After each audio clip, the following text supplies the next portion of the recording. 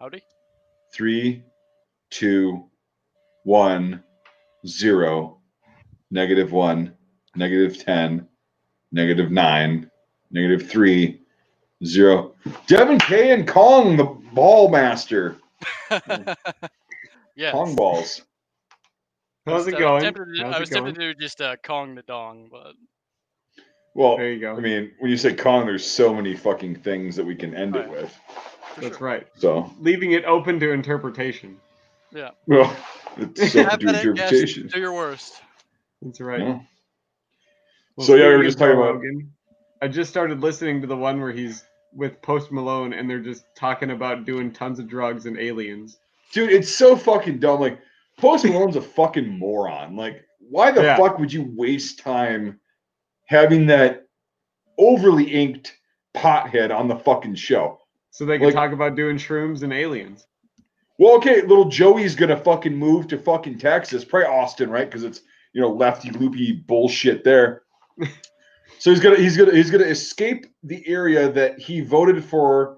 All the policies that are forcing him to move now, or making him want to move. He voted for all that shit for the past 30, 40 fucking years. Now he's going to move to Texas, do the same shit, but not be able to legally smoke weed on his channel. And he'll bitch about it. Guaranteed. Yeah, he probably will. I can't smoke weed. I can't smoke weed, yeah.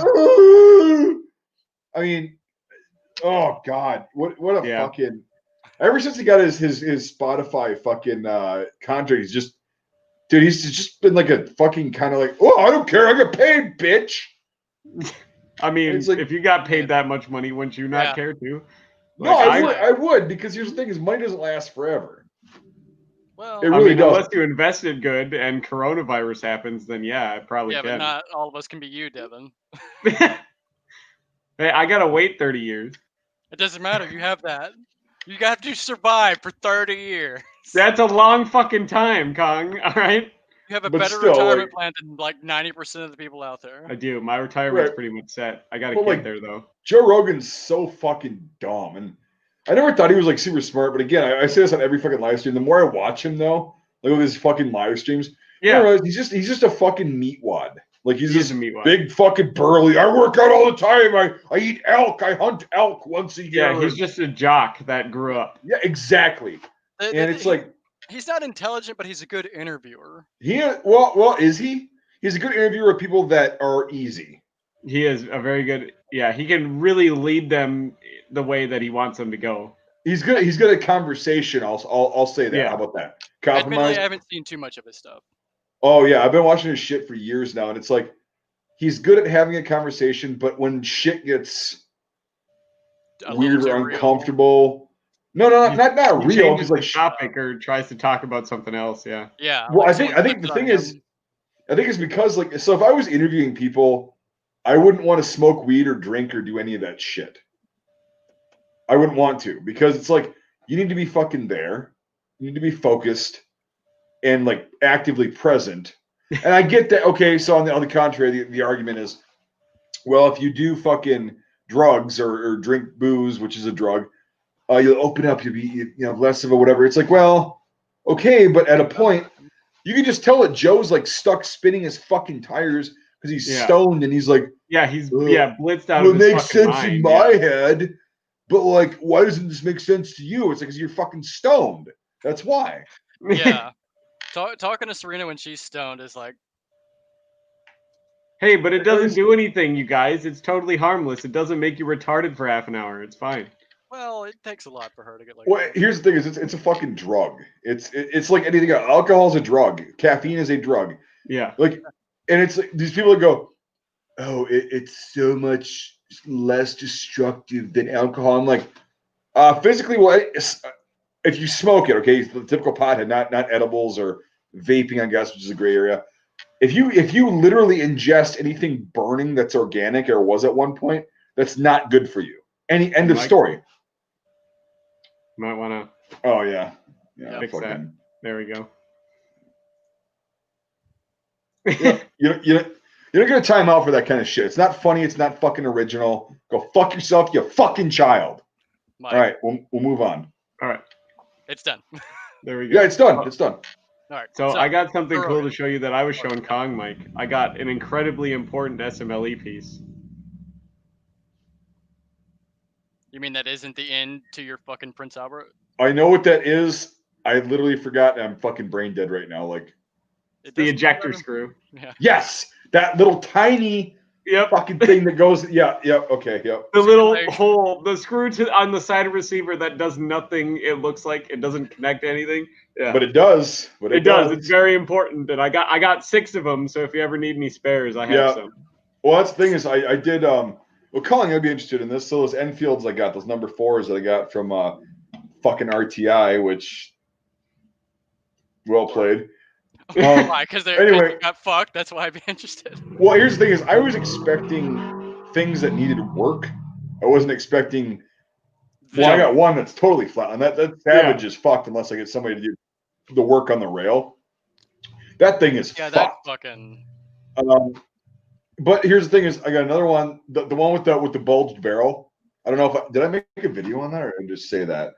But anyway, that I think one. you talked Here's to me the thing. about it, but I don't know if you did it on your video. Well, I don't know if I did. Yeah, did I talk about it like on a live stream? Didn't like. Okay, yeah. So, yeah. So the one that I said in the original video that had like a weird ring towards it. Yeah, I pulled the fucking stock off, which I don't like to do on Enfields because they're not shimmed with they're put together in a way where they're harmonically like good. Okay? Yeah, they're put together that's why I in a don't like to pull factory apart and they're not Enfields. supposed to be touched after Right. that. Yeah.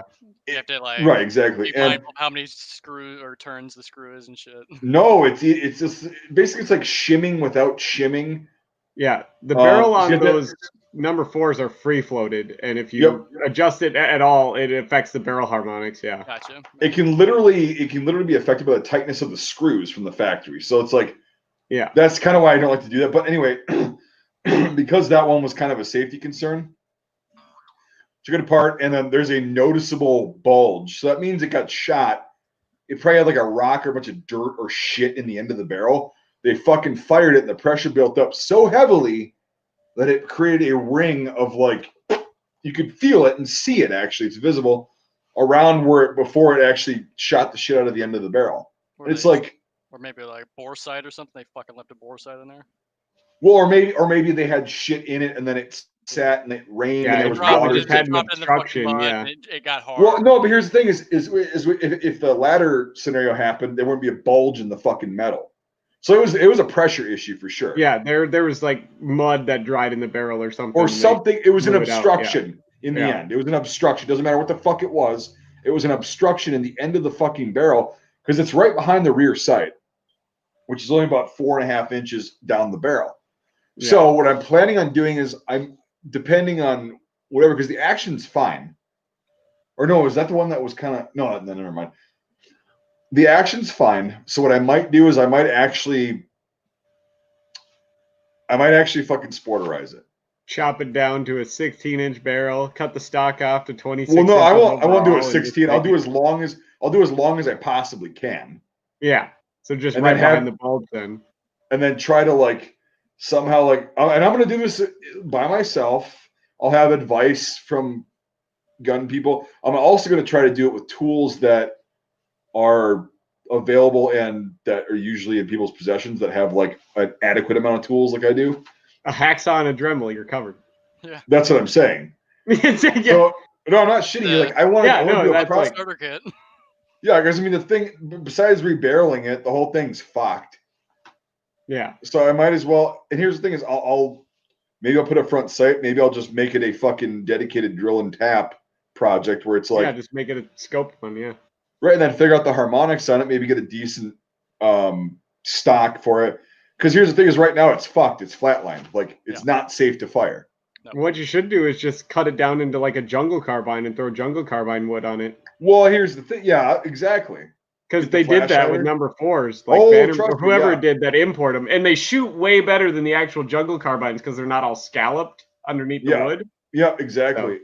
So, that's actually a really good fucking idea. Because they still make jungle. The place that I have for my stock right now, they have jungle carbine wood right now ready to go to ship. Well, and you can actually find that shit. People will sell that shit, and I don't care if it's a product like a repro jungle stock. I don't give a flying fuck because at this point, what I have right now is a a very glorified paperweight that unless you have very strong gunsmithing skills, tools, and the access to a brand new number 4 barrel, you're not going to fucking be able to repair this thing. This thing's so fucked. Just cut it into a jungle carbine. That'd be sweet, project, actually. Not a bad idea at all, You could get actually. parts for that, and you could do that, because it's literally a number 4 cut down. So. Yep, and if everyone to sell it, I'd advertise it. Unlike a lot of people, I'd be like, well, you can look at the receiver or just take my word for it. It's a number 4 that's cut down. Yeah. Because unfortunately, on that particular one, besides that ring, that's one of the best bores I got. And it's like, are you horse fucking me? One of the best bores. And it's got a has a fucking bulb. Yeah, it's like Jesus. Yeah. Yeah. You're in the same position I am with the Mosin. At least the Mosin though is safe to shoot. Right, and that's the thing. I want to it. Right, and that's the thing is, even I, as a purist, I'm like, well, the thing's already fucked, so have some fun with it. Like, like Devin had an idea, taking some tin or some sheet metal and fucking making a shotgun heat shield. Make like a shotgun heat shield for the upper handguard on your Mosin, with like the perforated holes and everything. I was like, that's the ultimate like Bubba Mosin thing, and not only that, it would look so fucking cool as well to have like it's not hard to do. The shotgun heat shield as the upper handguard on the Mosin. That's something I could absolutely do. Oh, that'd be fantastic. Not to do it, so. I mean, here's the thing. That's like douchey and fucking awesome at the same time. I know, right? That's the point. You know, it's yeah. If I saw somebody like at the range with an upper handguard that was a perforated piece of sheet metal, I'd be like, that's pretty cool. It'll certainly be easier than trying to figure out how to mount this fucking thing. I'm like, I'm just scratching. Dude, what did I fucking tell you? It's not gonna fucking. No. Okay. It's not. It's got to go for it though. Do you understand now why I said it's not gonna happen? I could make it happen, but it's going to take a lot. And it's not going to be consistent or accurate because you're going to have it so far off the weapon. It's going to be so fucking unstable. Yeah, like it's not practical, but it'll be it's ridiculous, you know. Oh, it is most redonky. Like that is fucked. The idea of mounting that, putting a recoilless rifle sight on a Mosin. Right.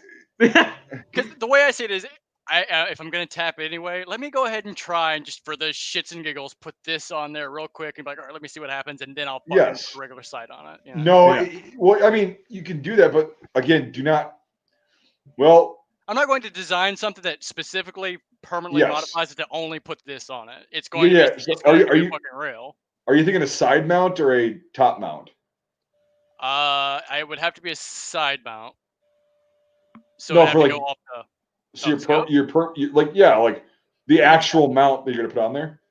Well, that is the thing. Like, if I do a side mount, I have to permanently fucking modify it. Whereas I could do a top mount and just to get a really long eye relief. No, I'm talking about like having the receiver drilled and tapped. If you want an actual, because they can do it for a Mosin, the rear of the receiver in the front. Yeah. But I think he's talking about one of them things where he could slap a rail into the rear sight leaf and just get a long scout mount. The scout mount. Yeah. Oh, that's terrible! Don't do that. I did that. Don't do it. It's awful. I literally did do that. I'm not shitting, and I actually sold that thing a while back.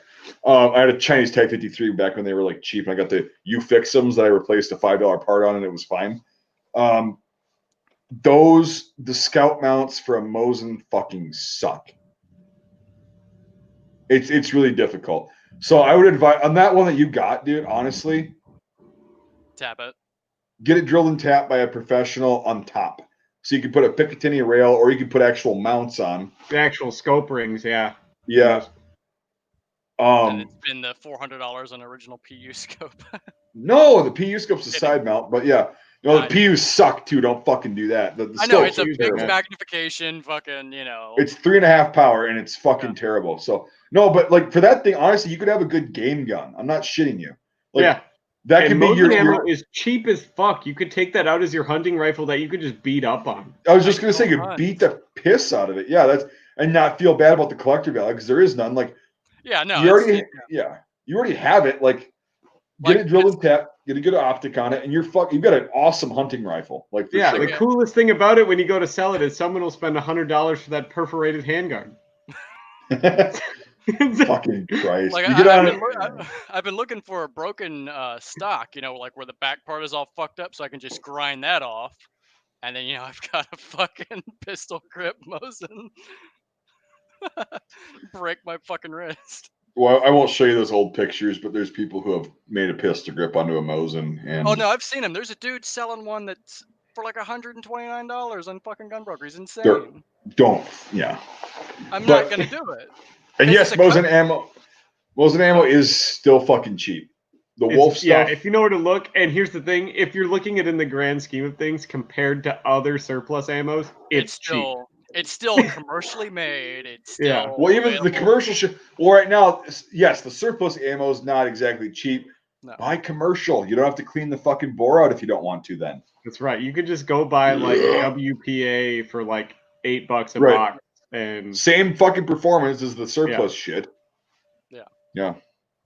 I did find a place that's got some cheap surplus, but it's that like I've been talking to Devin, the low recoil shit, the Czech surplus. Yeah, it's fun, but what are they asking what are they asking for it?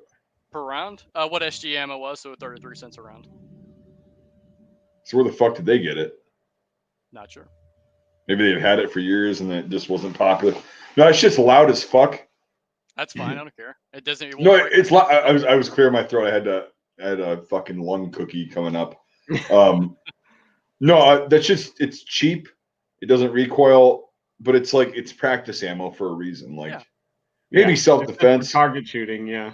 Like I mean, like I would use it for like because for exactly like what you said for practice ammo because trying to shoot that fucker with the regular shit is a pain in the ass. You saw it's loud, it hurts your shoulder, and it's expensive. Yeah, you saw the grouping I had on that target at 100 yards. Thanks, Chris. Yeah. Oh shit. Chris. Thanks, Chris. Thank you, Chris. Chris Billups. I literally read that at first glance as Bulldops from fucking Rick and Morty. I'm Mr. Bulldops. I read it as Chris Bullpup. His guns. This is like fucking glitch. No, it's him just doing the same thing he did last time, where he gives us like $50 and $15 increments. Was that the same guy? Yeah, I think so. Yeah. That's interesting. That is interesting. Absolutely. Mr. Bulldops. What the fuck was I saying though? Oh yeah, the Mosin ammo. So the check Mosin. Jesus, Chris. Chris, do you have any questions you want to ask too, or are you just gonna send more money like 8 or 9 times and then say something? Yeah. Dude, you got free reign here. I fucking own your stream now, bitch. No, it's all good. Yeah, literally, yeah, exactly. $1 bills at the club. He's just going. Yep. Except it's $14.99. Yeah, Jesus. No, thanks a lot, Chris. But yeah, so the Mosin ammo, that Czech shit, the low recoil, I kind of want to get some just to have. Well, right, because I think it's like, what is it, 75% of a full charge, but on a like 48 grain bullet or some shit like that. Yeah, it's a really light bullet. Yeah. I saved it. Let me check it out. Because the guy doesn't have a lot of it. Let you check it out. That was a cute pun. There we go. The unfortunate thing is he doesn't have a lot of it, and he doesn't have it in the spam cans. He's got like in individual packages. Yeah. Jesus. Chris coming in the big spender, $24.99 now. Holy fuck. No, Chris isn't upping the ante. He's making the rest of you look poor. Is this some kind of peasant joke that I don't understand? Excellent. Yes. Okay, you got me. That was fucking beautiful. That was pretty good. Yeah, that's pretty good. that was good on a bunch of different levels. I have to use that. Like, if I find some condescending fuck. Yep. That it's got money. I'd be like, is that some sort of peasant joke that I don't understand? It is a 46 grain hollow core. 46 grain. Yeah. Hollow core, yeah. So 147 or 148 is LPS. And it's flying out of there at about 3,200 feet per second. Jeez. Oh, Jesus. Moving. Yeah, that's going to... Holy fuck. Yeah. So that's why I was like, you could probably use that as self-defense ammo, but it's like... well, it's also like a third the weight of like normal Mosin ammo, so... Dude, shoot that fucker out of an M44 or an M38 and I guarantee you'll burn your fucking house down. Well, yeah, but probably, yeah. Woof. Yeah. Look at that really short 9130. Yeah. Well, no, yours is longer than a fucking carbine. It is, but I could cut it down to the 16 inches. No, just leave it. It's honestly, dude, take advantage of getting fucked and learning and make that an awesome rifle. Don't fuck with it anymore except putting a scope on it. Yeah.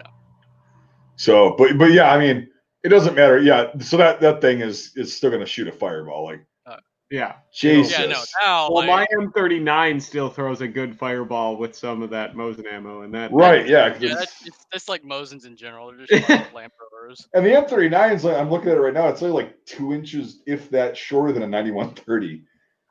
Yeah, it's not by much. Sometimes it matters, yeah. Yeah, it does. But yeah, no, 4th of July. Again. Another $25 for Chris. 4th of July, I may or may not have been at the neighbor's place, and he brought his 300 Winchester mag out there, and I brought my M44. Well, he shot his 300. We built a huge backdrop, like it's safe. It's shooting into the ground basically. Yeah. And he shot his 300, and I'm like, oh fuck, that was loud. Happy 4th. We shot the M44. I fired the first round, and it was pitch black, right? And he sees the fucking fireball, and then here's how loud it is. He goes, God damn. Like a flashback. Yeah. And I'm like, because he took a video of it, and I'm like, yeah, I told you. So I gave it to him, and he's like, oh yeah, that's no joke. Like that's a fucking rifle. That's amazing. Because just when you're shooting it at night, because in like the daytime and like even dawn or dusk, you can get kind of the flash, right? You get the flash of like something. You can see it, but it doesn't like bounce off of everything because it's dark. When you do it when it's pitch black out, which is not advisable, I would never advise anybody to shoot in the pitch black at all. Like a flashbang going off. Oh my! Well, it was fucking insane. It's like can't fire for a split second. Really big bonfire for a split second. Like, the Germans may have had the Flammenwerfer, but the Russians had the Mosin gun. Yeah, the M38 and the M44. Fuck you. Yeah. Oh gosh. You see, Ivan, when you turn gun into a flamethrower, entire field of people disappear. And very loud. The Flammenwerfer, that verse Flammen, was pretty quiet, compared to the fucking M38 and the M44. Yeah. Yeah, but I don't know about you, but when you're used to hearing a bunch of gunshots and you hear something that sounds like a butterfly valve turning followed by whoosh, you're probably going to be really concerned. Yeah. Oh yeah. What the fuck? Yeah. Or however you say that in Russian. I don't speak Russian. My bad. Followed by just blood curdling screams. Mm-hmm. That's something that's a weapon that. Well, I guess the First World War fucking had no boundaries. There was no holds barred. It's like no, there was boundaries. Shotguns are bad. Remember? Yeah, the one fucking country that used them. I love Ian's video about his trench gun video. You can't use a shotgun. That's unfair. But we're gonna burn people alive and drop poisonous gas on them at the same time. Right. Yeah, phosgene too. It's not even like instant death. It's like, oh, you develop your lungs are burning from the inside out. And your spinal cord rots inside your body. Yeah. No, phosgene was the worst, and it was also the most deployed and used. That fucking gas, it's like you get sprayed with it, you don't really realize it unless it's nerve gas. Yeah. Yeah, because then you go back to your buddies or whatever. Yes. It's you go back and you're like, God, I don't feel quite well. 2 days later, you have like extreme acute pneumonia. Your lungs just fill up with fluid, and there's nothing anybody can do for you. Like that's phosgene. And that was what the French used, that's what the Germans used. The nerve gas, there actually wasn't much nerve gas or anything equivalent that I know of. Nerve gas is like a newer. I thought that's what phosgene was. It was the first nerve gas. it destroys fucking mucus glands, but it's a slow acting fucking gas. Yeah. Like that's the problem is there was a lot of guys that, I mean, so one side would deploy it and they'd be like, all right, we're just going to wait a few days before this big assault. And all of a sudden, these guys would be like, I can't breathe. And then they're like, oh shit, your lungs are filled up with fluid because it's like infected and all that shit. Holy fuck. And like chlorine, that has immediate effects. You can tell when you've been nailed with chlorine. It's oh god damn. I can't even imagine. Like according to what is this? KUMC EDU, like 85% of the gas deaths were phosgene. Yes. Yeah. Because they weren't immediate. There was no, because like here's the thing is you get nailed with chlorine, it's not an instant death. You go, you're coughing, and you run the fuck away, and you get the fuck out of there. Yeah. Yes. Phosgene, you go. It smells like freshly cut hay. Because it fucking and it disrupts the blood-air barrier. So you fucking and then your lungs they're done, but it takes up to 48 hours to do that. Yeah. And by then you've gone back to your barracks and fucking gotten it on everyone else. But Germany got upset because 2 people got hit by buckshot. Yeah, I know. That's the thing is like, well, the Americans. The war was over. The cool thing about I'm going to do the World War I series. I want to get either a replica or original 1897 before I do this.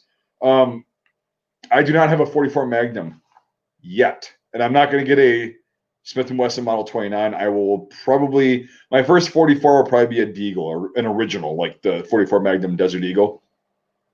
So, but someday, yes, if we keep getting super chats like you've been providing, yes, it's probably going to be sooner rather than later.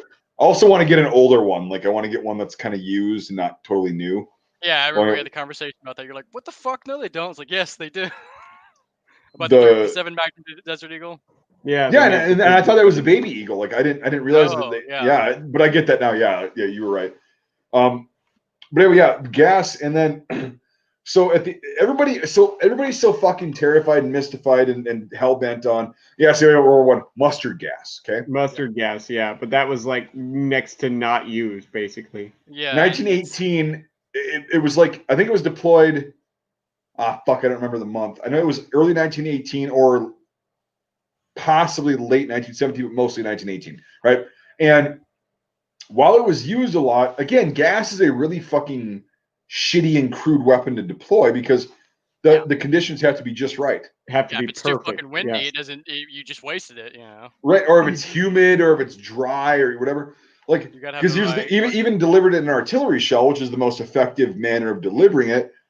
Yep. There's all those factors you just mentioned. It's like, and so a lot of people got what the fuck is the word? Not acute, but God damn it. What's the word, the medical term for like non-serious, but still it affects you? Yeah, you're right. It's not acute. It's I don't know. It's serena. Because acute is like you're fucked. It's a really high impact, high fucking damaging exposure. But God, it's bothering me, this word. I'm looking it up.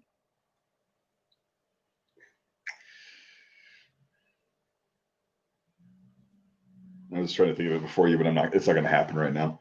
But yeah, you know what I mean? Like it's where they were exposed, they had symptoms, but it wasn't like life-threatening or super harsh. What? It's subacute. Subacute, really? Yeah. I think the man Dan has it obtuse. Green moose. Lava juice. Obtuse, yeah. Giant snake. Yep. Large fries. Chocolate shake. Well, hey, fun fact. Yes. Did you know that technically everyone's like, hey, gas was not allowed to be used in World War I against the Geneva Convention? Actually, totally was a fair game. Yeah. Yeah. There was no Geneva Convention. Well, it was actually the Hague. The Hague, yeah. The Hague actually banned the use of gas in artillery shells, but the very first gas attacks weren't done with artillery shells. Yeah. Yeah, but who in the whole chicken fried fuck gave a shit about any of the rules towards the end of the war, especially on the Central Powers side, especially. Well, the Allies were actually the first ones to put it in artillery shells. So. Yeah. Well, here's the thing is. Yeah. That's against the Hague. The Germans didn't violate the Hague doing that. They just retaliated. So. Yeah. Well, Well, didn't they invent it, the fucking poison gas, though? Well, no, the French actually put tear gas in grenades and used them in 1914. So, there should be nothing wrong with that. It's still gas. It was, but it's still technically legal. Dude, it was. But they opened that can of worms by doing that. Hold on, Devin. So. I have to have this caveat. That was not CS gas like the modern tear gas you think of. No, this is probably like some real nasty. Yeah. It had long-term effects. It fucked up. It wasn't necessarily lethal, but it would fuck up the mucous membranes and fucking blind people and have lung issues. Yeah. I'm talking more for like now. Like you can't use tear gas and more now. It's just fucking. Yeah, that's like CS gas. We've all been nailed with that. White phosphorus, like that's okay. No, you can't. That was outlawed. White phosphorus is banned too. You can't use it as a weapon, no, but you can use it in your fucking smoke grenades. Yeah, but your smoke grenades aren't burning people alive. Well, that's not white phosphorus either. It's a different kind of phosphorus. It's got another agent in there to slow the burn. Yeah. Trust me, what I held was not fucking white phosphorus. Yeah. I was an idiot one time and saw how long it took for the fucking fuse to ignite a smoke grenade. Not that long, and it heats up really fast. So whenever you have a smoke grenade or any grenade, get the fuck rid of it. Get the fuck away from you. Yeah, it was just weird. I was just like, you could hear the fuse. All of a sudden, pop, and I'm like, that was fast. So dumb. So dumb. Like technically, you're still allowed to use fire in in war, or whatever. You're not supposed to drop it on a populated city or some shit. You can't use flamethrowers, you can't use landmines, and you can't use anything dropped from a vehicle anymore. Well, I thought you couldn't use napalm. Just in general. That's the same thing as dropping fire, though. It doesn't matter. Yeah, but like I'm sure I thought you couldn't use napalm in any respect. But they just said any burning agent to cover all grounds. But like, here's the thing, though. You could still technically corner a bunch of people in a building and start it on fire the old-fashioned way. Yeah. That's okay. Right, because we have rules here. The idea of the flamethrower wasn't necessarily to burn people alive. It was to pull the oxygen out of a bunker so they'd fucking fuck yeah. And that's what it was for. It wasn't for burning people alive. Well, it certainly burned a lot of people alive if it wasn't for that. That's an unintended side effect. Talk to all those charred Japanese corpses on all those islands about that. And sure, Japanese, Korean, and Vietnamese. To be fair, the nuke we probably dropped in the Japanese probably charred a lot more than our flamethrowers did. Wait, charred or disintegrated? Sure. yeah. Fuck. There we go. Perfect. You cook something long enough, it disintegrates. So one of them actually has a charred body. The other's a shadow. Yeah, it's nukes. Fucking. It shit terrifies the hell. Radiation scares the shit out of me. I don't like that. Oh yeah. It's fucking insane because like I was doing the research of like if a nuke went off in this vicinity, would you be affected? Yes. Because Minneapolis and St. Paul are so close. Here's the thing though, is where I'm at, the wind pattern goes right over us from the cities. So it's like if it got dropped there, I have potassium iodine, so it'll be okay for a couple of weeks because it won't last the whole time. No, but it's still the cloud is going to come right over us, even though I'm that far away from the cities. It's just still probably won't be able to go outside. No, I have to be in the basement. No, absolutely not. Yeah.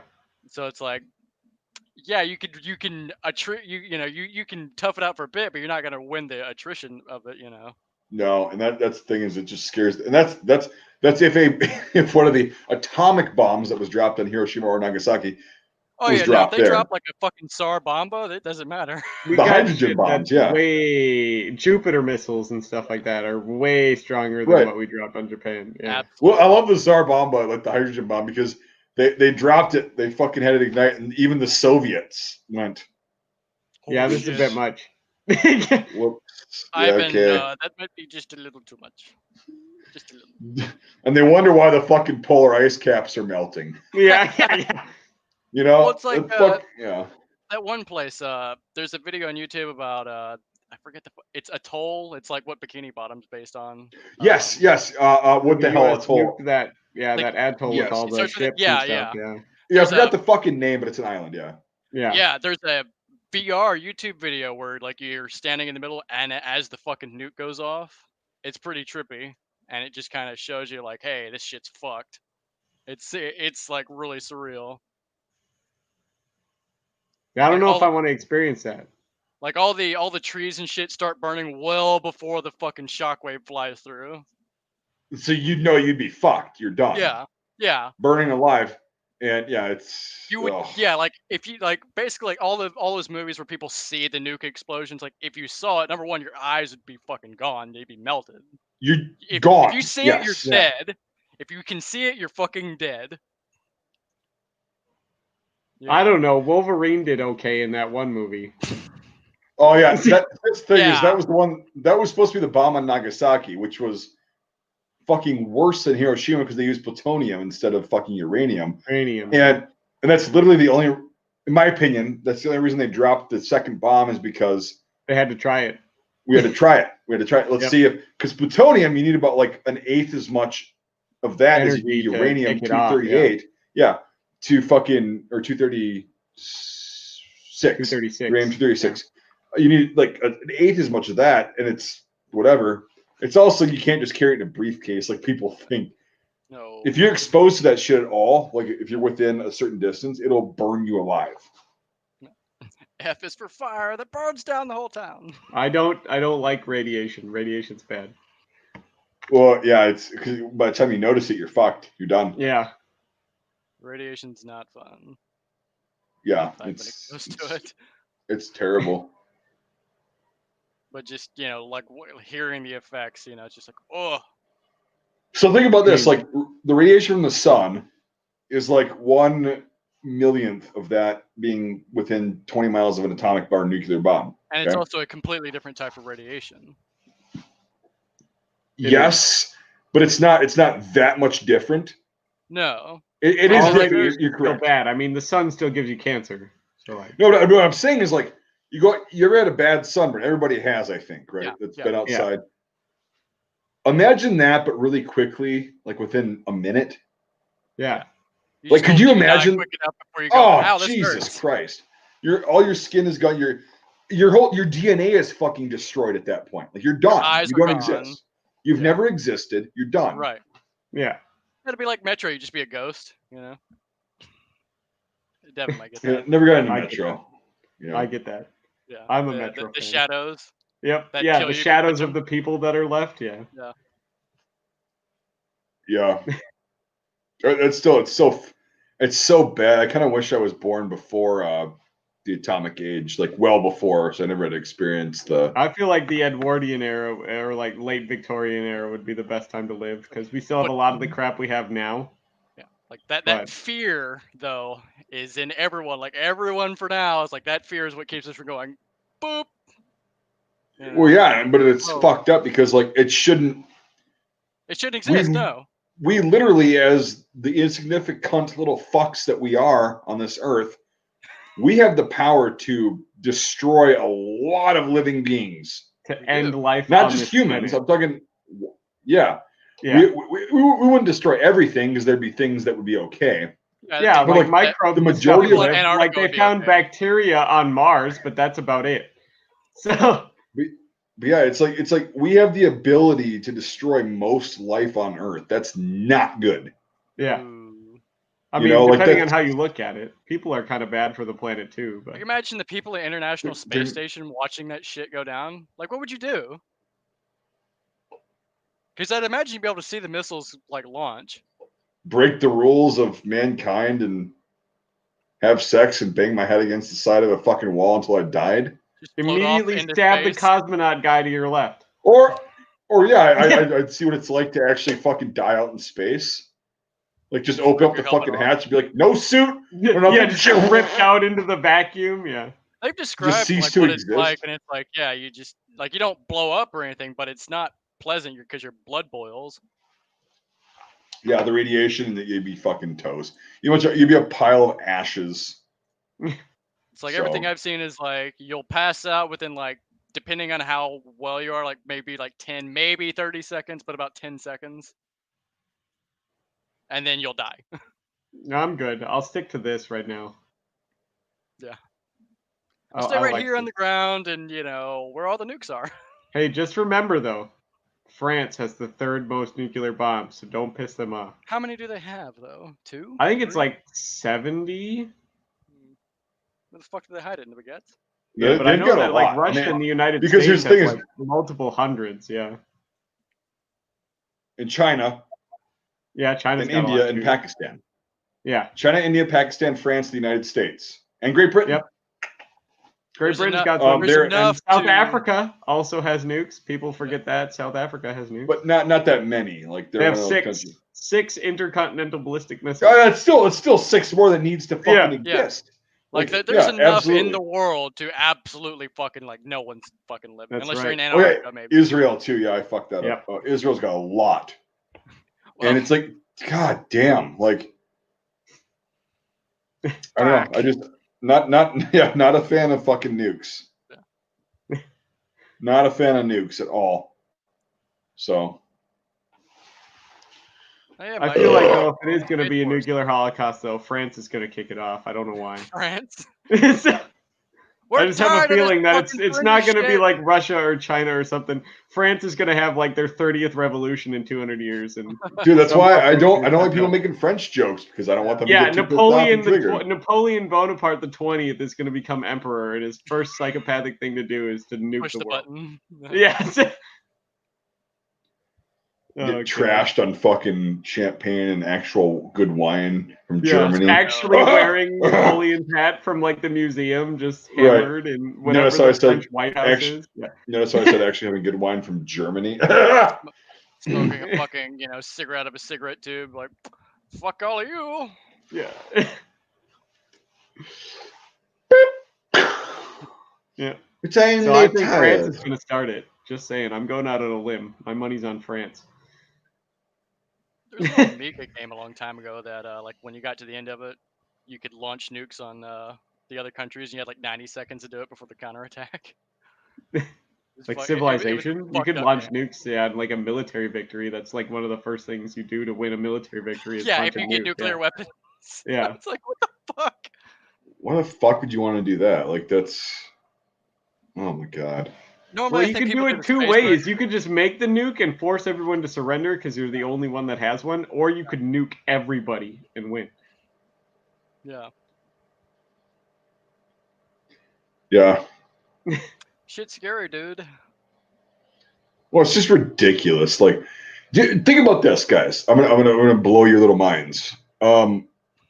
How fucking overly and unnecessarily complicated has life for the everyday person become because of civilization and progress?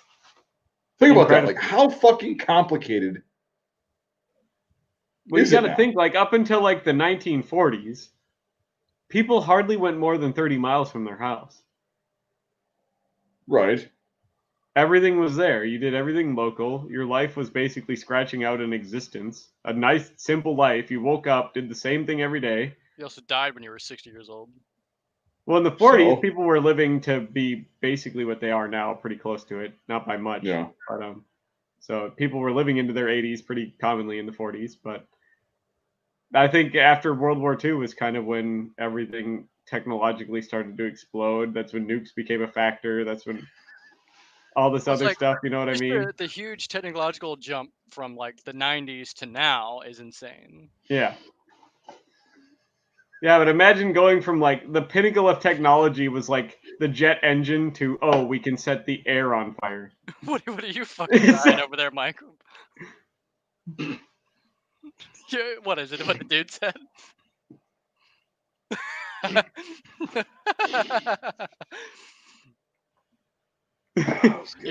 Congratulations, man. You got Mike to laugh. Oh boy, yeah. Sorry. A fucking like 12-year-old moment here. Yeah, Jesus Christ. Like, it was good timing. Yeah, that's no. Oh, God, all right, so we'll change the rule. Occasionally we'll answer some questions. I'm not going to answer the one I'm laughing at. I'll answer the one below it. Oh, come on now. Come on now. No. Come on now. You guys reenact. You gave it a reaction. No, I did not. All right. So do you guys reenact? I did. Kong does not. Devin is too big of a pussy too. I used to, but not anything cool. When the fuck did you actually go to an event? Like having your outfit. That's why I'm saying there wasn't anything like a huge big event that I went to. No, you have your stuff. No, I went to smaller events, but there wasn't anything like what you guys went to. I'm talking like events where there's like maybe 50 people. Actually, Airsoft is reenacting, right? To a degree. Your 50 people thing, yeah, that's cool. I never actually fucking did that. No, reenacting, it was fun, but it's just like I have my reasons. Maybe I'll make a video someday. Maybe I won't. Probably won't because it's not worth the time. The drams. But like a lot of it's the people. Yeah, reenacting kind of sucks because of the people. Oh, like you got like there's people out there that are like, yeah, you're not good enough because your buttons aren't exactly perfect. And then you have this, like any other fandom, you have this super hardcore fucking, Yeah. It's like, dude. The problem that I had with people was the old guys who literally realized that I haven't done a fucking thing in my life, so I'm gonna throw this shit on. They made me look like a fine specimen of a human. Like, as far as a lot of like 70-year-olds that are like, I'm in the Wehrmacht. No, you. And we're talking like, like fucking. Yeah, like I watched your video on that shit. It's like, look, dudes. Dude, fucking be something else. Yeah, it's fucking insane. But anyway, there's that.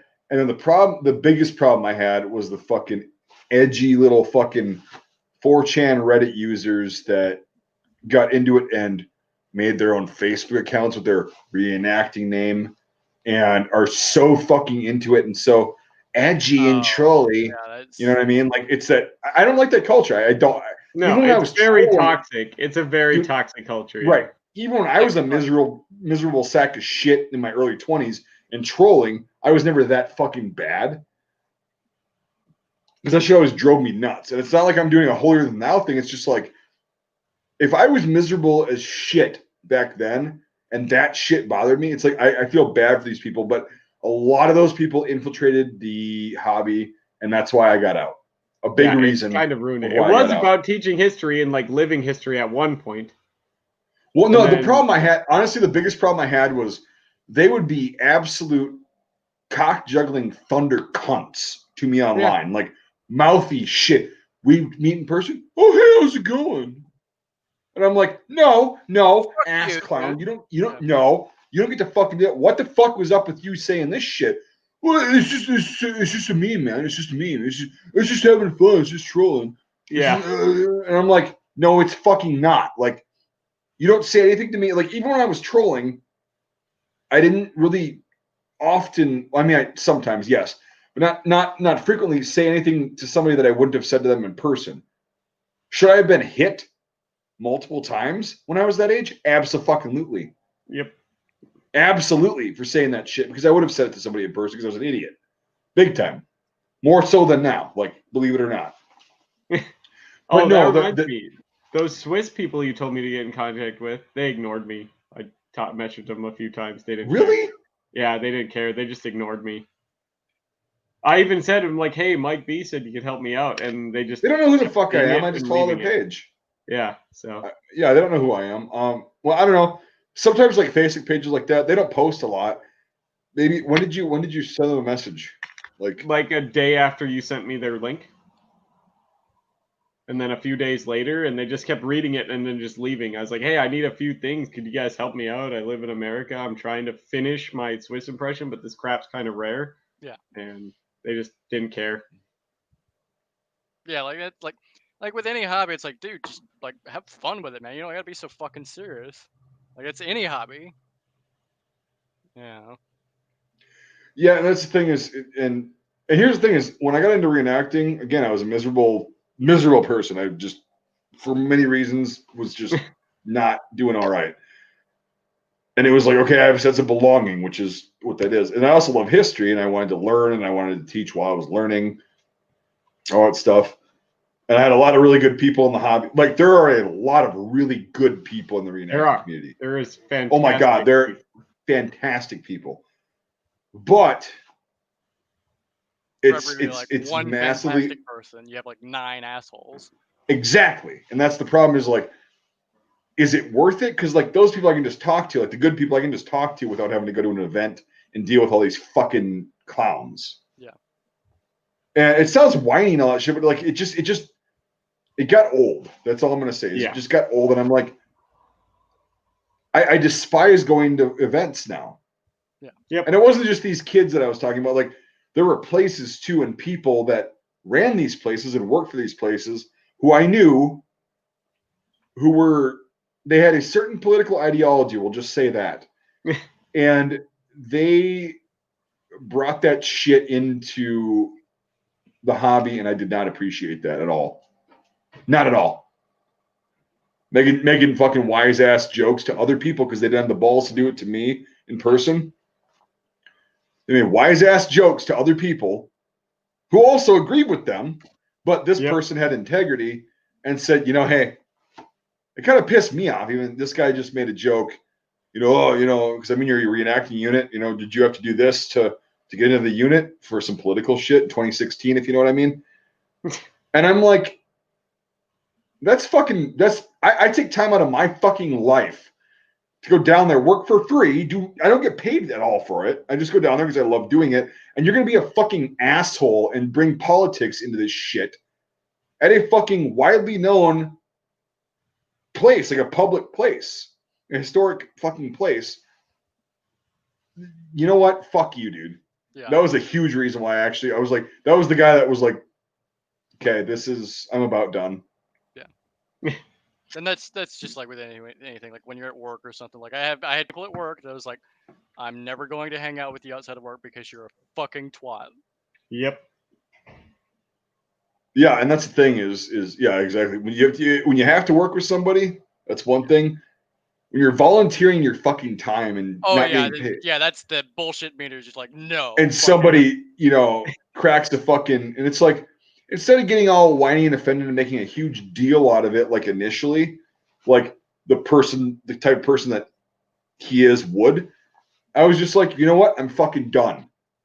Never going back there. I'm boycotting this because of a bunch of reasons. You're the icing on the fucking cake.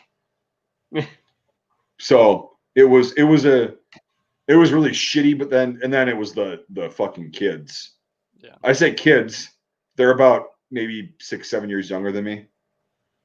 They're not kids, but they act like fucking children. Yeah. At that point, they were fucking children, and it was ridiculous. And there's no excuse for what the fuck they did either. Like, they were just absolutely ridiculous. So, but yeah, that's the reason. A couple reasons why I got out of fucking reenacting. I still have everything, so it's not like a permanent thing. I've got all the World War I shit. I've got the World War II Armenian stuff. Working on the fucking Austro-Hungarian stuff, which is gonna be sweet. There we go. Bam. And I mean, sometimes that shit's just fun to wear or whatever, and some of that shit's still practical, Right, and I want to make an educational video on like a basic Austro-Hungarian. I actually want to get the eventual full kit. Yeah. Like a marching order kit for an Austro-Hungarian soldier early war, but yeah, it's like it's fun. Yeah, you're right. It's just cool to kind of have it and be able to wear it and get to experience what they got to experience. This is what this absolutely feels like. Yeah. Like, oh, this is what this suck felt like. Yep, exactly. Like, because the World War I U.S. uniform is fucking terrible. It's awful. Yeah. It's the worst. Like, I can't imagine fighting war in like 100% wool fucking shit. And that's what everyone did up until like World War II. That was like the thing, yeah. Well, in World War II, that was the start of like cotton coming into the thing, and there was still mostly World War II is mostly fought in wool. Yeah. In the European and Eastern fronts, right? Like wool, like it's only now that we got all these fucking But wool is actually not a bad uniform. It's not the wool that was bad. Wool's about the actually kind of now making a comeback because it's a very smart. So it wasn't that with the World War I shit. It was because I was wearing a 100% wool uniform. Like I actually got it made and paid for it. So it's not a bad material. It's hot, but it's not that bad as you start cooling off. It bends really well, actually. What sucks is the fucking equipment and the boots. Yeah. We take boots for granted a lot. We take footwear for granted. Oh, my feet hurt. It's like, And even to go one step above that. Trench foot was a thing. Well, no, not. We'll get into that, but like, so you go from the World War I boots, which were horse shit, back to the Civil War brogans, which were even worse for footwear. Yeah. Well, they didn't even have left and right feet. No, they were just fucking. Yes. Yeah. Well, like, so I think people who haven't like ever walked around a day in like hobnailed boots don't know how good they have it with shoes nowadays. Yeah, because you're spending a whole day carrying around those 4-pound steel nail filled shoes that have no give to them at all. Right. Yeah. Like at least with the fucking steel toe, 8-pound fuckers I had to wear, it's like I could put inserts in them. It wasn't terrible. I could stand on my feet for 12 hours. Yeah, my legs would be sore, but it wouldn't be like that shit. Well, I can't imagine like the British soldiers in those ammo boots who were required to march 40 miles a day. Yeah, like I'm just fucking standing. Like I'm not even walking. Well, that was a requirement for the British Army. You had to be able to march 40 miles a day on roads in ammunition boots. Yeah. What kind of pace is that? That's fucking insane. So, 40 miles that's about like because I thought 20 miles in a day was like about the max.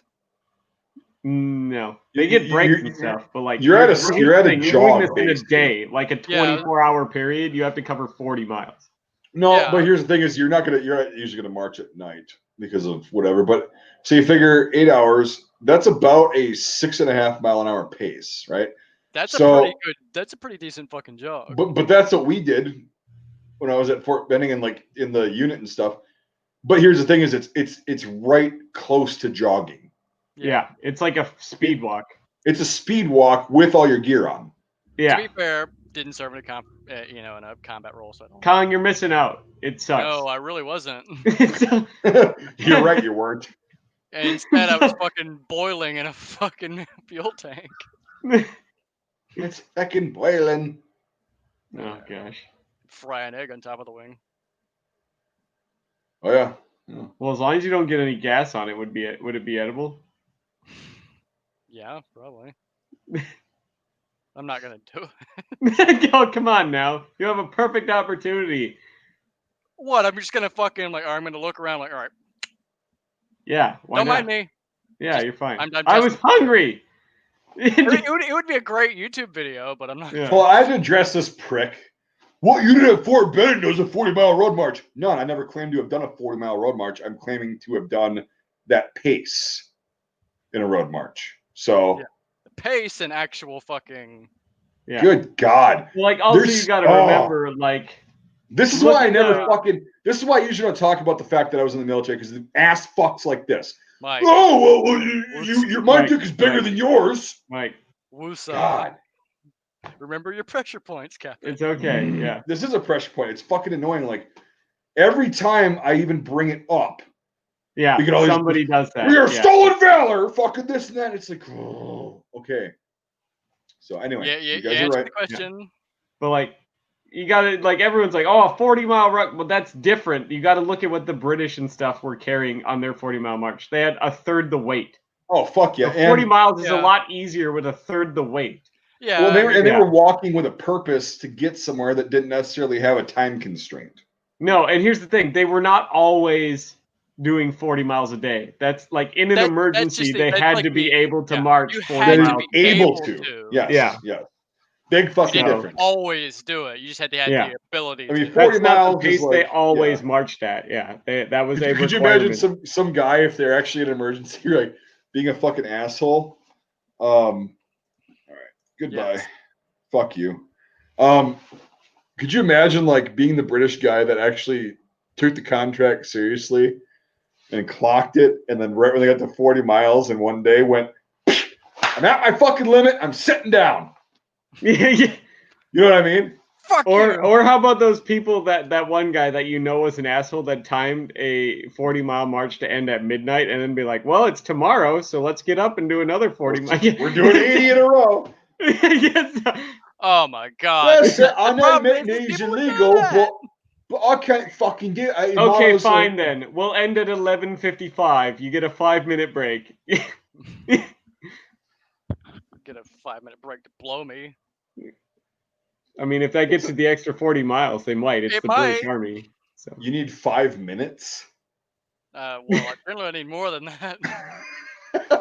Correct. Yeah, I mean that's fair. That's a fair. I mean, after you've been in the military with no women around, I mean, 30 seconds tops. Look, I told you, jet fuel didn't me. Okay, I'm sitting there. I'm like, all right, this is getting old. God damn it! Will you just fucking go? Crank one out. 4 hours later, like, okay, it hurts. Stop.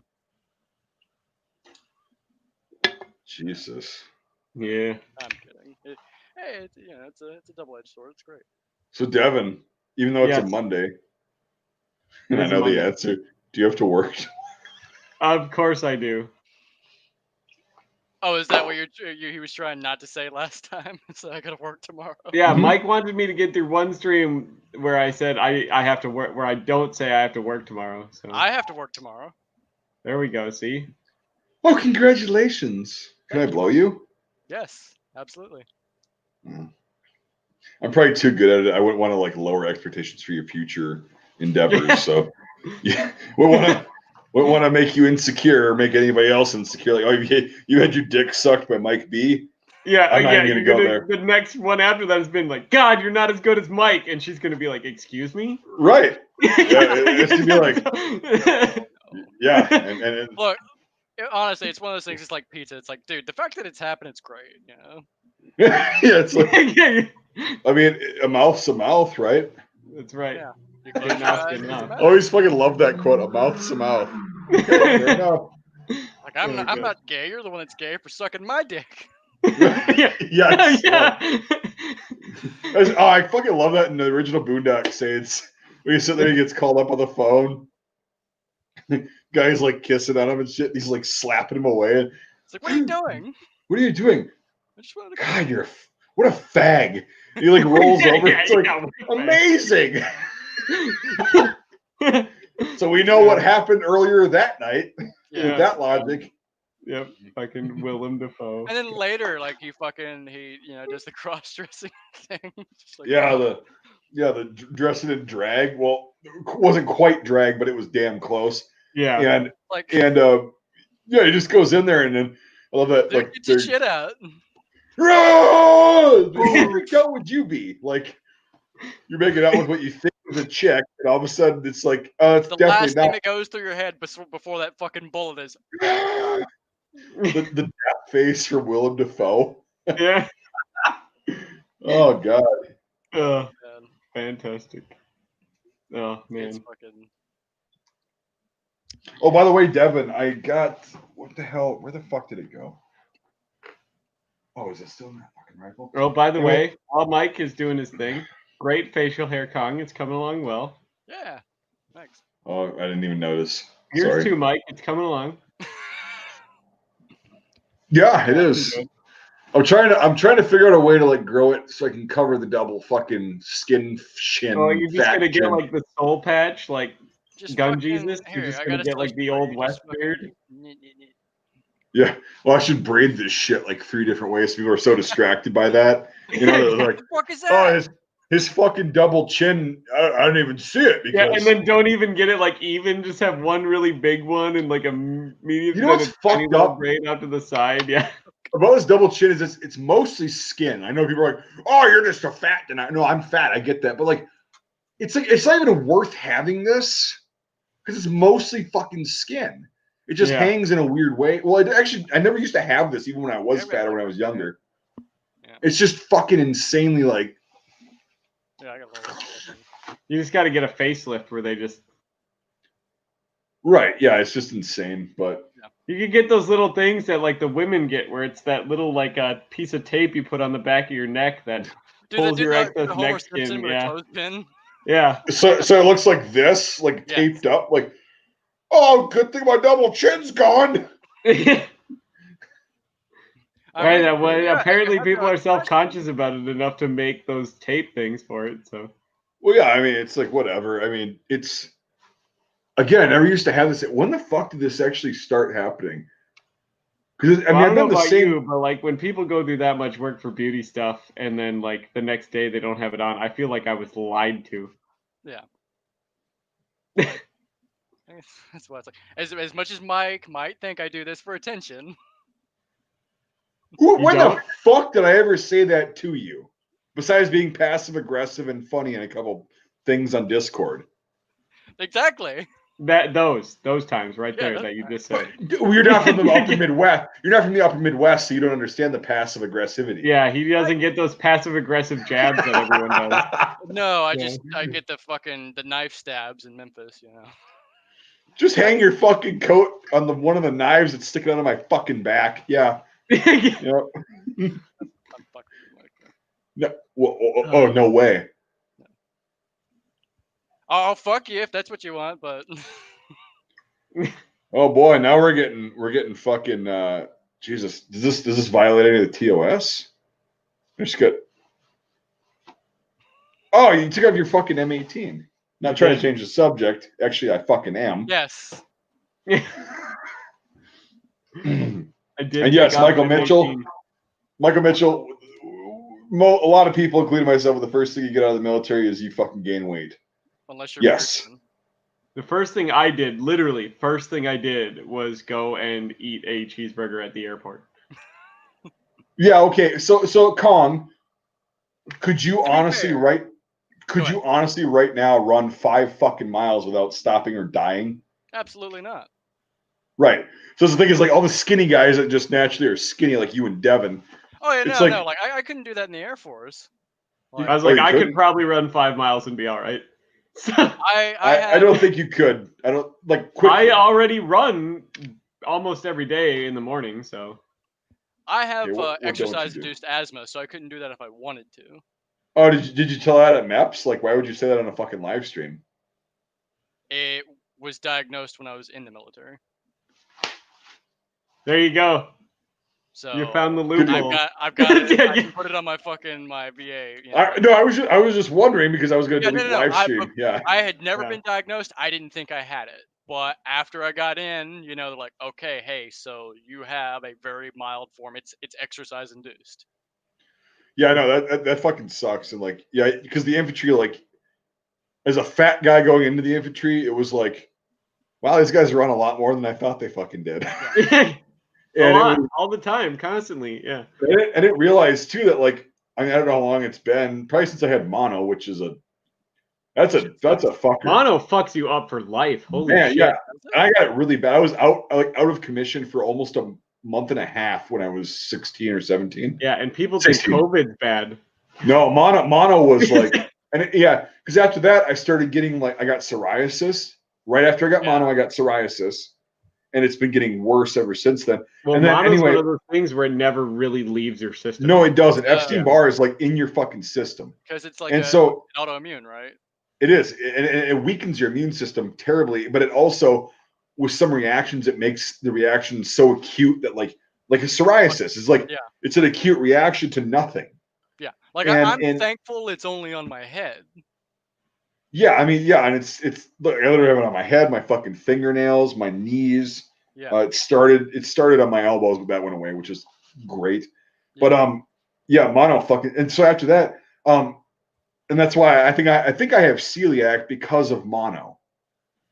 Probably. Can't prove it. Surprised me. It probably had something to do with it. Yeah. Right. Because when I was in the military, if I would eat anything, like, because I usually ate bread for breakfast, toast or fucking whatever, with with the eggs and whatever, and military breakfasts are actually pretty damn good. Yep. But anytime I eat wheat, and MREs have a shitload of wheat in them and gluten, I just feel like shit, and I'd puke a lot on runs, and it got worse over time. It was like, it's like I'm only running 2 fucking miles. I can run 8. And I'm running 2 miles and throwing up a mile into it. And it's maybe like, that's not normal. Like not full on celiac, but like just some kind of gluten sensitivity or whatever. Well, no, but it kept getting worse and worse and worse. Yeah, and now it turned into celiac. It was an allergy and then turned into celiac. Yeah. Because that's the thing is like, because with Devin and me and V, the guy that you saw, the Czech guy from Czechia or Czech Republic, after we did those videos, we went to McDonald's and I just got fries, right? No, I just got fries. No, I was talking about him. He's the fucking sandbagger. Yeah, but anyway, I ended up getting fries, right? Which I'm like, roll the dice for the oil. Yeah. I got sick for almost a week. Yeah. And it was like, fuck. Like, which is weird because you get a 50-50 shot with the fryer. They have one that does just fries, and then the other one they do everything else in. But if they're busy like they were, they'll use they're gonna have both fries. Yeah. Yep. So that's the thing is like, but my mouth blistered immediately, and then ate it, and it was just like not fun for an entire week. But yeah, it's like delicious though. Yeah, and that's the thing is before mono, I could literally eat. Well, but I don't know. Might have been like having an allergy or celiac my whole life.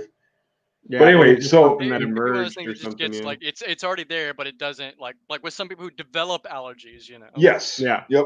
Yeah. So who knows? But right now it is what it is, and just like caffeine, can't do that anymore either. Oh, I love caffeine. Cannot. I'd fucking stop it for a while and then start it again. It's a yeah. Anything like that, it's like. Well, I did cut a lot of it out now. Basically, the only caffeine I'm getting is my cup of coffee in the morning. Now that I cut a lot of sugar out of my diet. Like this is it for me. Just and sugar and caffeine. Yeah, it's a big thing. Like good for you, Devin. Though, like cutting all that sugar out because I know you're eating quite a bit for a while. I was living off of sugar. I was getting like thousands of grams of sugar a day is what I was living off of. Yeah, that's me. Yeah, I cut it back to 600. That's my cap. 600 grams of sugar for the day. Jesus Christ, dude. So. Oh yeah, that's insane. Yeah. That's about a bit. That's like 12 of these. Yeah, but like you got to imagine like everything else I'm having in a day though. Yeah, cookies, fucking like just about food. everything has like some kind of sugar in it, you know. So. Well, that's the thing is like you might be skinny, but like it'll fucking destroy your liver and your pancreas. I feel so much better having dialed back. At first, like the first 2 weeks, I felt like absolute garbage. Yeah. Yeah. But what's a withdrawal? So much better now. Yeah, you're withdrawing from that. Your body's like, no, you know. So much better now that I stopped having as much sugar. Yeah. For sure. Now me, I still eat like fucking garbage, you know. Well, most Americans do, and that's like I'm thankful I can keep, you know, this skinny. Right, and that's the thing is like here's the thing is I've been within 10 pounds the same weight since I got back from Iraq. Well, 3 months after I got back, we'll say that. So I gained weight pretty fast. So for 10 years, I've been the same exact weight, eating like shit. Yeah. And there's been times where I don't eat like shit and I'll lose a bunch of weight. Yeah. And then it's like, because it's a mental thing. Like food is a mental thing. It's an addiction. It is, like the sugar and all that stuff. We can get into that in another stream. But like, and I get that. I acknowledge that. And there's a reason why I turn to food for, you know, dealing with shit or when I'm stressed or you know. Well, food is fantastic. Yeah. It's my favorite point of the day is like sitting down and eating. I would just it's fantastic. Yeah, your thing. Yeah, but I mean, here's the thing too: is skinny guys, you can pack it away more than I can at one time. Yeah. Oh yeah. Because you don't have the fat pushing against your stomach. Yeah. You know. I can put away a whole fucking Little Caesars pizza. You know. Usually. Well, I mean, that's child's play. Let's be honest. Yeah, that is. Yeah. I can't. Like, there was also that like put it away like I used to. You saw when I had to have my real infected wisdom teeth, and I lost 40 pounds in 6 weeks because I wasn't eating anything. Yeah, and you didn't have that weight to lose. That's the thing. I know. I was like 170 pounds, and I dropped to like 130 in 6 weeks. So you're like the Bale and what was it, the mechanic or whatever? It was bad, yeah. Yeah, I had 4 infected wisdom teeth, and they kept messing up my paperwork about which teeth were supposed to come out. Because I had to go to a surgeon to get them removed. Yeah. And every time they'd mess up the paperwork and I'd tell them they were wrong, it would take another week and a half for them to send out new paperwork. And they messed it up like 4 times. Yeah. And so I just was like in agony. And the best part was like they gave me a week of antibiotics. And then it started to get infected again. And so I had to like I didn't want to call the dentist that was fucking up so bad. So I like called around. And I was like begging other dentists to write me a prescription for antibiotics. I was like, I don't want any painkillers or anything. I'm like, I got painkillers coming out of the ass. I want some antibiotics. I can't get high off those or anything. I'm not going to resell them. I just have infected wisdom teeth. And I don't want to go back and call these people. And I finally got one guy who's like, yeah, sure. We'll give you some good stuff. I'll get you like a year's worth. Yeah, like if you need more, he's like, just go refill them. So here's a 90-day supply of codeine, but we're only going to be a week supply of fucking antibiotics. It's like, what the fuck? Yeah, that's a huge problem in this country. Like when I got mine pulled out, like there was no reason for them to be pulled. Like they'd grown in perfect. It took 35 minutes to yank them out. I had no stitches, nothing like that. But they still gave me like codeine and shit like that, and I never took it. I had no pain, no swelling. I was eating pizza by day 2. Yeah, that like mine was the same way. When they pulled mine out, like I just went home and I took two I took the like two antibiotics, like two Tylenols, and I like have the full prescription bottle though of the hydroxycodone they gave me. Yeah. So mine didn't even, and this was back in 2006, I think. The dentist, like, that whole horror fucking story aside, they got 3 removed. 2 of them were totally sideways, pushing my teeth, and one of them was diagonal. So it was like, yeah, they got to come out. And yeah, he pulls them out, and the procedure sucked. And then afterwards, he's like, "I'm not going to give you a prescription for any of this shit. If you need painkillers, take Tylenol or ibuprofen." He's like, "After a couple days, the pain will go away." Yeah.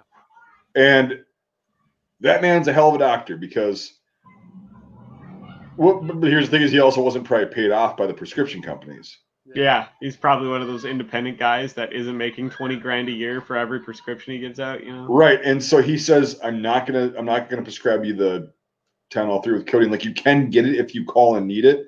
But he's like, I'd advise that you don't take it, and you just you'll be fine. And you know what? It hurt like a son of a bitch. Yeah, like he was right. It hurt like a son of a bitch.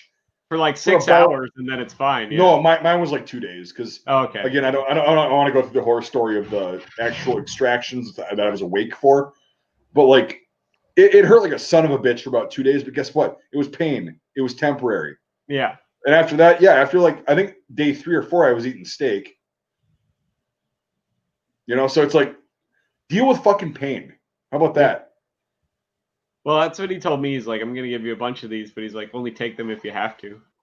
Yep. And that's the thing, is like, but a lot of people know, because of the opioid issue, it's like, I'd rather deal with some fucking pain than get hooked. Like I was so afraid to take them. Like they only gave me 8 pills. It was like, I'm not feeling any pain. Like I didn't. Oh, you only got 8? This guy gave me 24. Well, I got the prescription from the Air Force, so they're like, oh, it's the Air Force. They don't want to give you shit. Yeah. Well, it wasn't anything good. It was just Motrin that they said was codeine. No, it's just Motrin.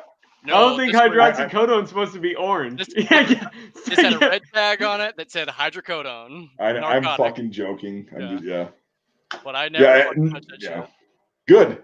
And it's like, again, what I don't understand is, like, we'll wrap it up fairly soon, but like, when the fuck, I think my mom said in the 90s is when the late 80s and early 90s is when the whole, you shouldn't have to deal with any pain ever kind of movement came out. Before you used to, what was it, giving birth was just like an epidural before the 90s, and then they started like giving people fuck tons of drugs and everything in the 90s. They just started giving that shit out like fucking candy. And it's weird. We gotta giving birth too is like, we do it the wrong fucking way anyway. Like the only reason they're fucking on their back is so it's easier for the doctor. Well, how are you supposed to do it? You're supposed to squat. Up. Yeah, squat. You're supposed to kind of shitting. Like standing up. It makes your birth canal straight, so it squeezes out easier. Huh. Interesting. Yeah. So, but anyway, it's shit has, especially with the kickbacks that doctors get from the pharmaceutical companies. And then, oddly enough, like, again, I'm getting into conspiracy theory territory, but I don't think it's actually that far-fetched. Yeah. When did the opioid epidemic start? Oh, early 2000s. Oh, when did we invade Afghanistan and secure a bunch of poppy fields? Oh. Yeah. Early 2000s. There's one guy on the news, I forget who it was. There's a big famous U.S. reporter who went over there, and he went and he talked about how he was talking to this general or whatever, who they were standing, like the backdrop was a poppy field. And the guy's like, oh, in order to get some of these like local guys to give us information about the Al-Qaeda or the Taliban or whatever, we're helping guard their poppy crops for them so that they'll give us information. And the general or whoever said that, and it was like a thing on the news, and then it got covered up real bad, but you could still find it. Yeah. But yeah, some big officer guy was like talking to a reporter, and he's like, we're guarding a whole bunch of poppy fields, so these guys will give us information. But in reality, it probably was the U.S. who was gonna buy all that crap and use it for cheap. So, what you got there? A smoothie? An Abrams sitting on the edge of two poppy fields because it can. Yeah, I mean, it's just again, it's. If that is the case, though, it is a prettier crop. They look kind of nice. Those fields too. Oh yeah, they're really nice. But it's like, if that's really the reality, that the government's never going to release that if it is.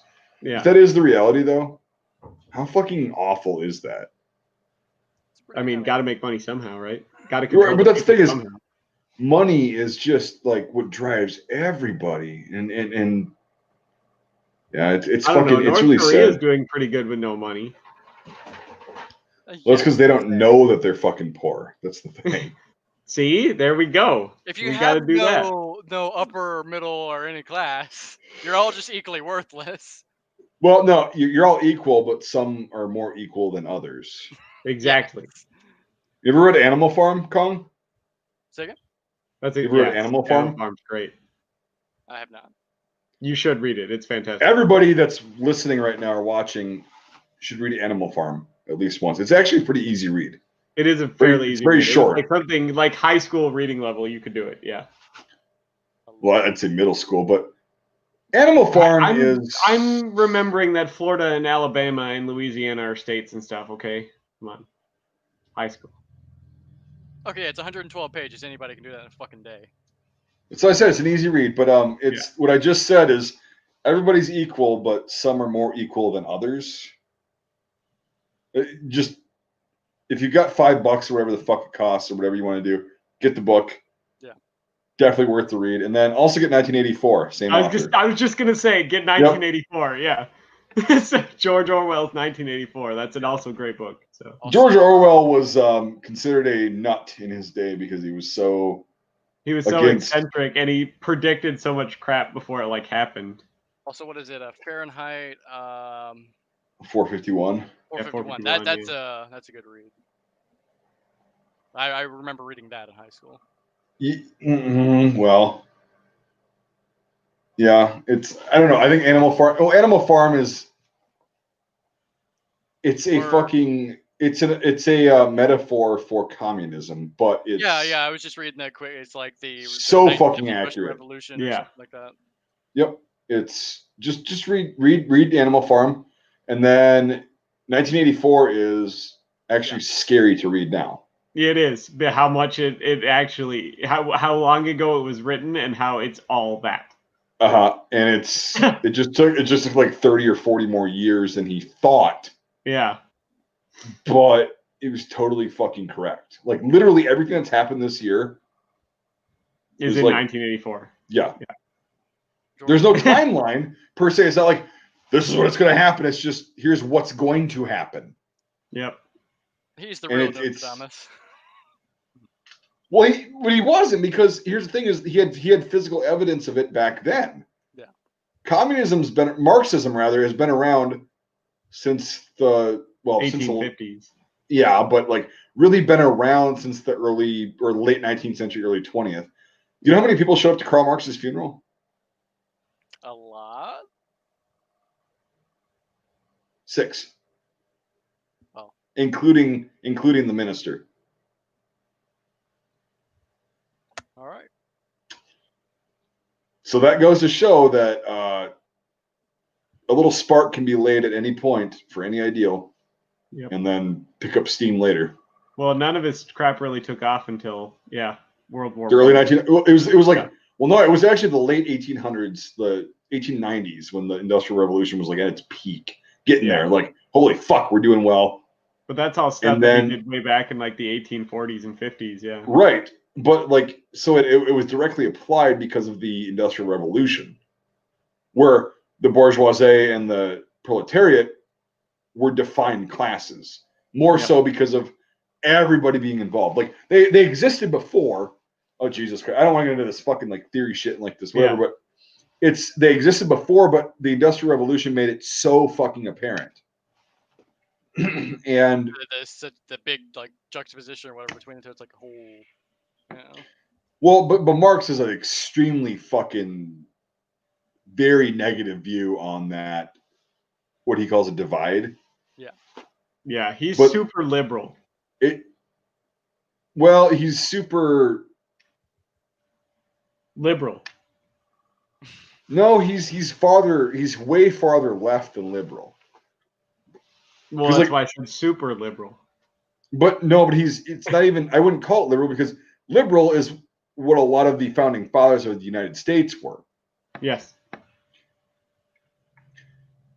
Marx was something else. He was a fucking, I'd say a leftist, or he was a communist today. Like they didn't have a name for him. He was like an extremist. Yeah, he was so fucking far to the authoritarian side that nobody had a fucking classification for him. Yeah. Because here's the thing: is people don't understand the political here, and he's way the fuck over here. Right. The political spectrum is really not that hard if you actually boil it down.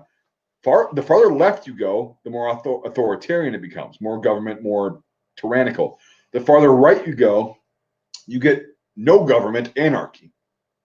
Both are extremely terrible. They do not work. It's been proven so many fucking times. You want to be somewhere right in the middle there.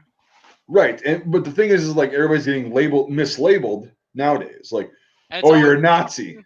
Yeah. Like it's always a negative label. It's like, dude, look, just fucking like, can't we have a normal fucking conversation about this shit without finger? Yeah, horseshoe theory. Okay, I was just gonna say that. Okay, thank you.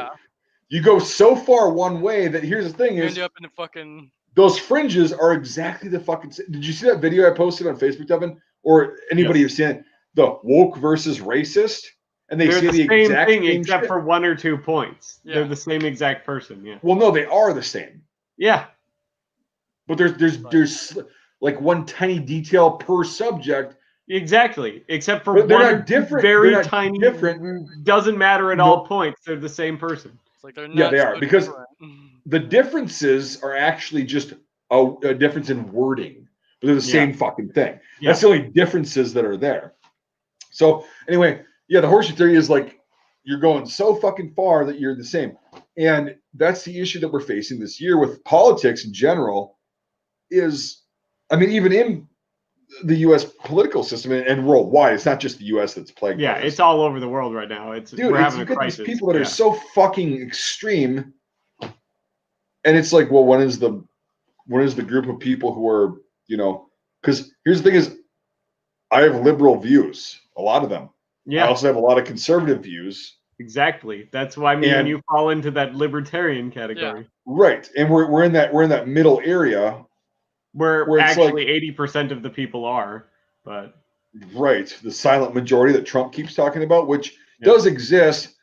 Maybe they'll vote for him, but voting for him is not going to change anything. That's the issue. No, it's not. It's in the end, he's no worse or better than any other politician right now. So, well, I think he'd be better than Joe Biden because Joe Biden wouldn't. Well, Joe Biden's a geriatric fuck, so. Well, and he wouldn't be the president. It would be whoever the fuck's pulling his strings. Right.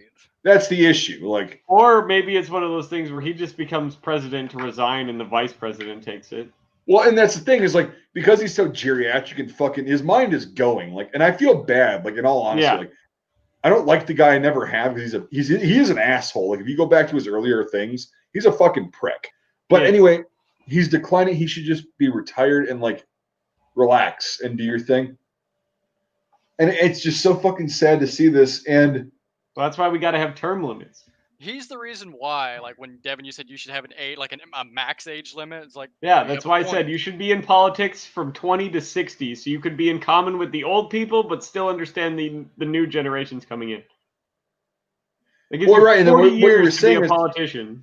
Yeah, so say Biden wins, right? Which I mean, anything's possible. Fucking this year, I just anything could happen. This is all speculation. Yeah, we'll put that out there. So say Biden wins. And he picks like I'm pretty sure Kamala Harris is gonna win. What an authoritarian prick she is too, and has been like through her fucking record as a prosecutor who Oh, anyway, we'll get into that shit. So say Kamala Harris is the VP. Biden strokes out or just resigns straight up. So and I'm not the first one. This is like Sticks, Hex, and Hammer. If people watch him, he does a lot of political analysis, and I agree with him on this. And this is what I thought too of like when he was like, oh, "I'm going to pick a female woman of color," and I'm like, or a woman of color, best person for the job, right? But he's not going to do that because he's got a pander because he sucks. So anyway, so say he gets anything actually going for him other than Kamala Harris, the authoritarian prick that she is, gets appointed as the first female president of color, whatever the fuck you want to, fill the box even more, but first female president, right? How the fuck is that going to look to the left? You couldn't get your first female president elected. She had to be appointed by some geriatric she had to be moved in underneath some geriatric old man that you can basically work him like a fucking puppet to get it to happen. Yeah. Some dynastic old politician fuck who's still talking about corn pop and his slick back hair and his switchblade. Corn pop and his hairy legs. Don't forget his hairy legs. Yeah, the kids wanted to touch my legs, and it was funny when my hairs would stand up on end. And oh god. But anyway, for the next 4 years, we'll get the same shit we have the last 4 years, except for the other side. It's like everyone's gonna fuck. Yeah, unless Joe Jorgensen wins magically. No, dude, did you see what she posted? No, I'm not voting for her. Not gonna win. Yeah, dude, she posted, "We all need to fucking bow down to the anti-racism shit." It's like, as a libertarian, you don't tell people what the fuck to do. No, you don't tell anyone what to do. You lose. You don't fucking pander to any one group except the Constitution and the Americans. Yep. You don't do that shit. So fuck that shit. The LP is fucked. It's so dumb. Yeah. Because it's got money involved with it. Of course, money. Well, they're being corrupted like every other political party, yeah. And it happens over time. Like again, okay, I think we talked about this the other night. I don't know if we did this on the stream. Like, Black Lives Matter. Yes, they do. The movement, the organization sucks. The movement itself and the idea, okay, I agree. I think a lot of people, most people started in good places, turned into a corrupted, like everything else. The organization, now that it's got funding and it fucking donates to certain political parties openly. Yep. I fucking hate the organization because it doesn't stand for what the actual movement was initially and still should be. And I mean, some people are just fucking stupid. I mean, you saw that video with the negligent discharge. Well, I went the other way. I think, Kong, you probably saw it on the stream where I went, nothing matters. No life is worth more than anything else. Your life isn't worth more than a tree or a blade of grass or a cow or anything other than we put this tangible value on it, that has no grasp in reality, that we decided that humans, as a species, life is more valuable than anything else that's living on this planet, and it shouldn't. This is all an ecosystem that needs to run in the end, and we're killing it and killing each other. I mean, Earth will win in the end. Yeah, Mother Nature will send us the way of the dinosaurs for fucking sure. But what you said is humans are bad for the Earth. If you actually took every human being on the face of the fucking Earth that we know about, they would fit into an area a little bit bigger than New York City, like the entirety of it. Yes. Oh yeah. No. Like if Texas had the population density of New York, everyone could fit in Texas, or something like that. Was something I read? Yeah, there was something like that. Yeah. It's we're pretty fucking minuscule, and our impact on the environment, although shitty, and it's I don't like plastic in general, and I don't like burning shit that shouldn't be burned, all that stuff. I agree we should minimize that stuff. I don't think the Earth is less powerful than us shitty little fucking animals and the impact that we have. No, Mother Nature will definitely kill all of us before the Earth is destroyed, for sure. What were you saying about George Carlin? George Carlin actually did a really good bit on that. It's like, hey, in the end, like the only thing that'll be left will be Earth and maybe a little bit of styrofoam. But other than that, the Earth will win. Yeah, the Earth and maybe a little bit of styrofoam. Yeah. But he had a really good point about that. Yeah.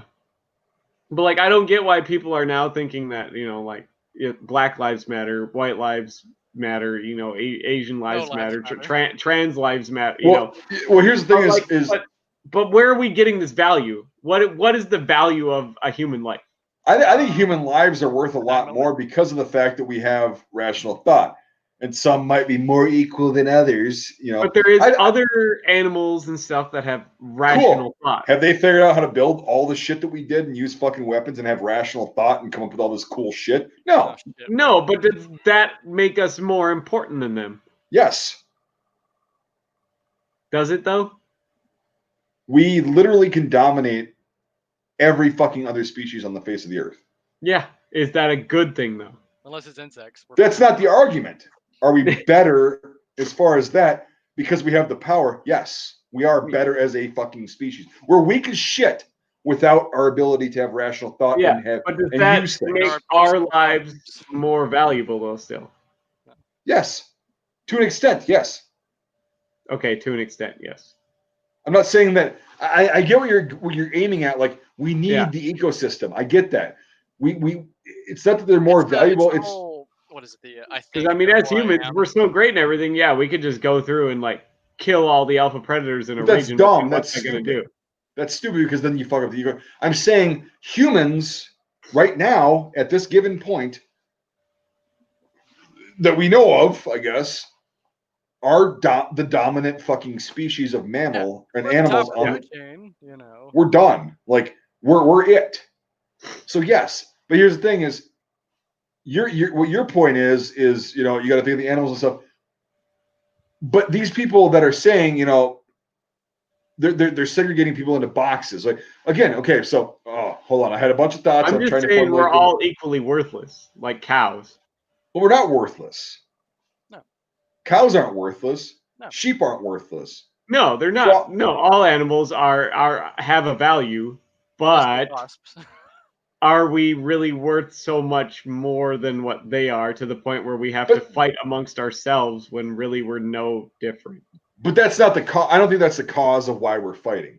No, it's not. But I'm saying, like, it doesn't make any sense to me why we're fighting about all this crap when it's not worth our time. There's so much better shit to be doing. We're fighting because we can't agree on anything. Well, here's the thing: is it's pretty easy. Like, so chimpanzees and the what the fuck are they called? So basically, they're almost the same, identically. Yeah. The orangutan. Chimpanzees are male dominated, and it's the chimps that are female dominated, whatever. Yeah. The fuck are they called? Anyway, there's two groups of chimpanzees that literally live on either side of the river. Yeah. Fucking goddamn! I wish this internet would. All right, not gonna rant. So they live on either side of the river, and the only reason they kill each other is because one's run by males, one's run by females. Those are chimps. Okay. Yeah. So people are more advanced versions of those. They have to find something to try and kill each other about. Now, the fact that we don't have anything more than, I guess, your skin color and whatever to go back to because we've made so much progress in a civilization. Yes. We have to get to that point, apparently. I don't agree with it. I think it's really, really dumb.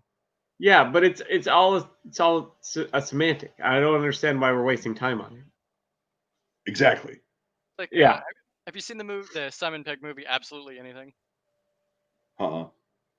Well, so he's basically turned into God or whatever, but he's like, all right, Bruce Almighty, I love that movie. It's almost like a better version of that, but he goes like, all right, I wish that there was no reason for war, and on the news it pops up, people like there's like the reason like war for no reason. They're still at war, but for no fucking reason. Yep. Yeah, and that's unfortunately it's how to mitigate. It's unfortunately it's how to mitigate the propensity that human beings have to divide themselves and follow that. I guess okay, so that's the biggest problem I think is most people just follow blindly. Like that person has darker skin than you, so you need to be scared of them and you need to be uncomfortable around them. Okay, without even questioning it, without even whatever, your natural inclination is they do look different. It's a threat because my instinct says back in the way tribal times. They look different than me. They're a threat. They dress differently than me. They're a threat. They're bigger or shorter than me, or skinnier or fatter. They're a threat because they're different. Yeah. And so when you've got the United States, you think about all these people who were thrown in. obviously there's been strife and there's been division. Yeah, since but after the beginning, that shit, literally. Right, after that shit boils over, though, like with the Irish, with the Italians, with the Germans, with the Swedish, with the fucking everybody that came here, it boils over at a point, and then it just becomes kind of, all right, we're good. Now we're going to fight the newest crowd. Well, yeah, we're going to team up to fight this new bad thing, and then go back to infighting. That goes away because it just becomes old. Yeah. So instead of letting that run its course and just kind of, deal with the idiots in a couple generations, because we are we're literally introducing everybody from around the world. Think about that. It's not just like, so Europeans fought that hard among themselves because they were in different countries. So different tribes, basically. So when you put people from a different, India, Pakistan, fucking Sudan, Uganda, Somalia, fucking Iraq, Syria. Yeah, look at all those fucking places. Like, none of them like each other. Right, and so they all come here, and it's like the whole idea of the United States was we're all one melting pot that all works together. It's on the fucking Statue of Liberty. Right, and what the issue I see is people in politics and in society that have power, I guess what you call it, financial power, have chosen to halt any sort of progress, actual progress. They call themselves progressives. Like yeah. Right. They've chosen to halt that by dividing people based on the most primitive, idiotic, and it's easy stupid. To market. It's easy to market somebody to somebody. Well, it's so easy. That's the whole thing. It's so fucked up. And it's like, I think at this point in time, it's just hindering a lot of the progress, like the acceptance and the integration of people from all different. I don't believe in race. Honest to God, like I'll get into that in another live stream because that's an in-depth topic. I think humans are one race. I think ethnicity and humans are one race. Right. I think ethnicity is one thing. Sure. Yeah. Ethnicity for absolutely your background, all that, so your culture. That's one thing. I don't buy into. That's why whenever I say race, I say race. So I think that's a fucking yes. There you go. But anyway, what about the Aryans? They're better. They documented that. Yeah, and that turned out well for them. Yeah. There's no negative connotations when you think about the fucking the Aryans. Yeah. Hey, Aryans makes a mean ass lawnmower. All right. Yep. Yeah, they do. They also make some good vacuum cleaners, but they certainly do. But yeah, it's just I'm so fucking tired doesn't know of what Aryans is for lawnmowers and vacuum cleaners. No, I kind of too. Oh God. You done goofed. But yeah, anyway, I mean, I could rant about this, and I'm sure I'm preaching to the choir to about 90%, 95% of people in the fucking country. You having a seizure, bud? What's going on? Oh, just like with the pigeon fucking comment earlier. Oh God. Okay. Wait, pigeons fuck? Yes. If they don't, I'm. It looked like you were just having a seizure, so I was just making sure that you were. Making sure you were dying. Yeah. Don't bite your tongue off, dude. Don't bite your tongue. It's really hard to do. Put a shoe in his mouth so he doesn't bite his tongue off. That's the last thing I do is try and force their mouth open. No, I have witnessed seizures before, and yeah, they bit their tongue. You can. Oh, he did, and that was not fucking pleasant afterwards when he came out of it. But if their mouth is already closed, you don't want to try and force their jaw. No. Yeah, because it's closed. Because yeah. But you were saying. I'm just saying I'm tired of the whole fucking shitty little like. It's cheap.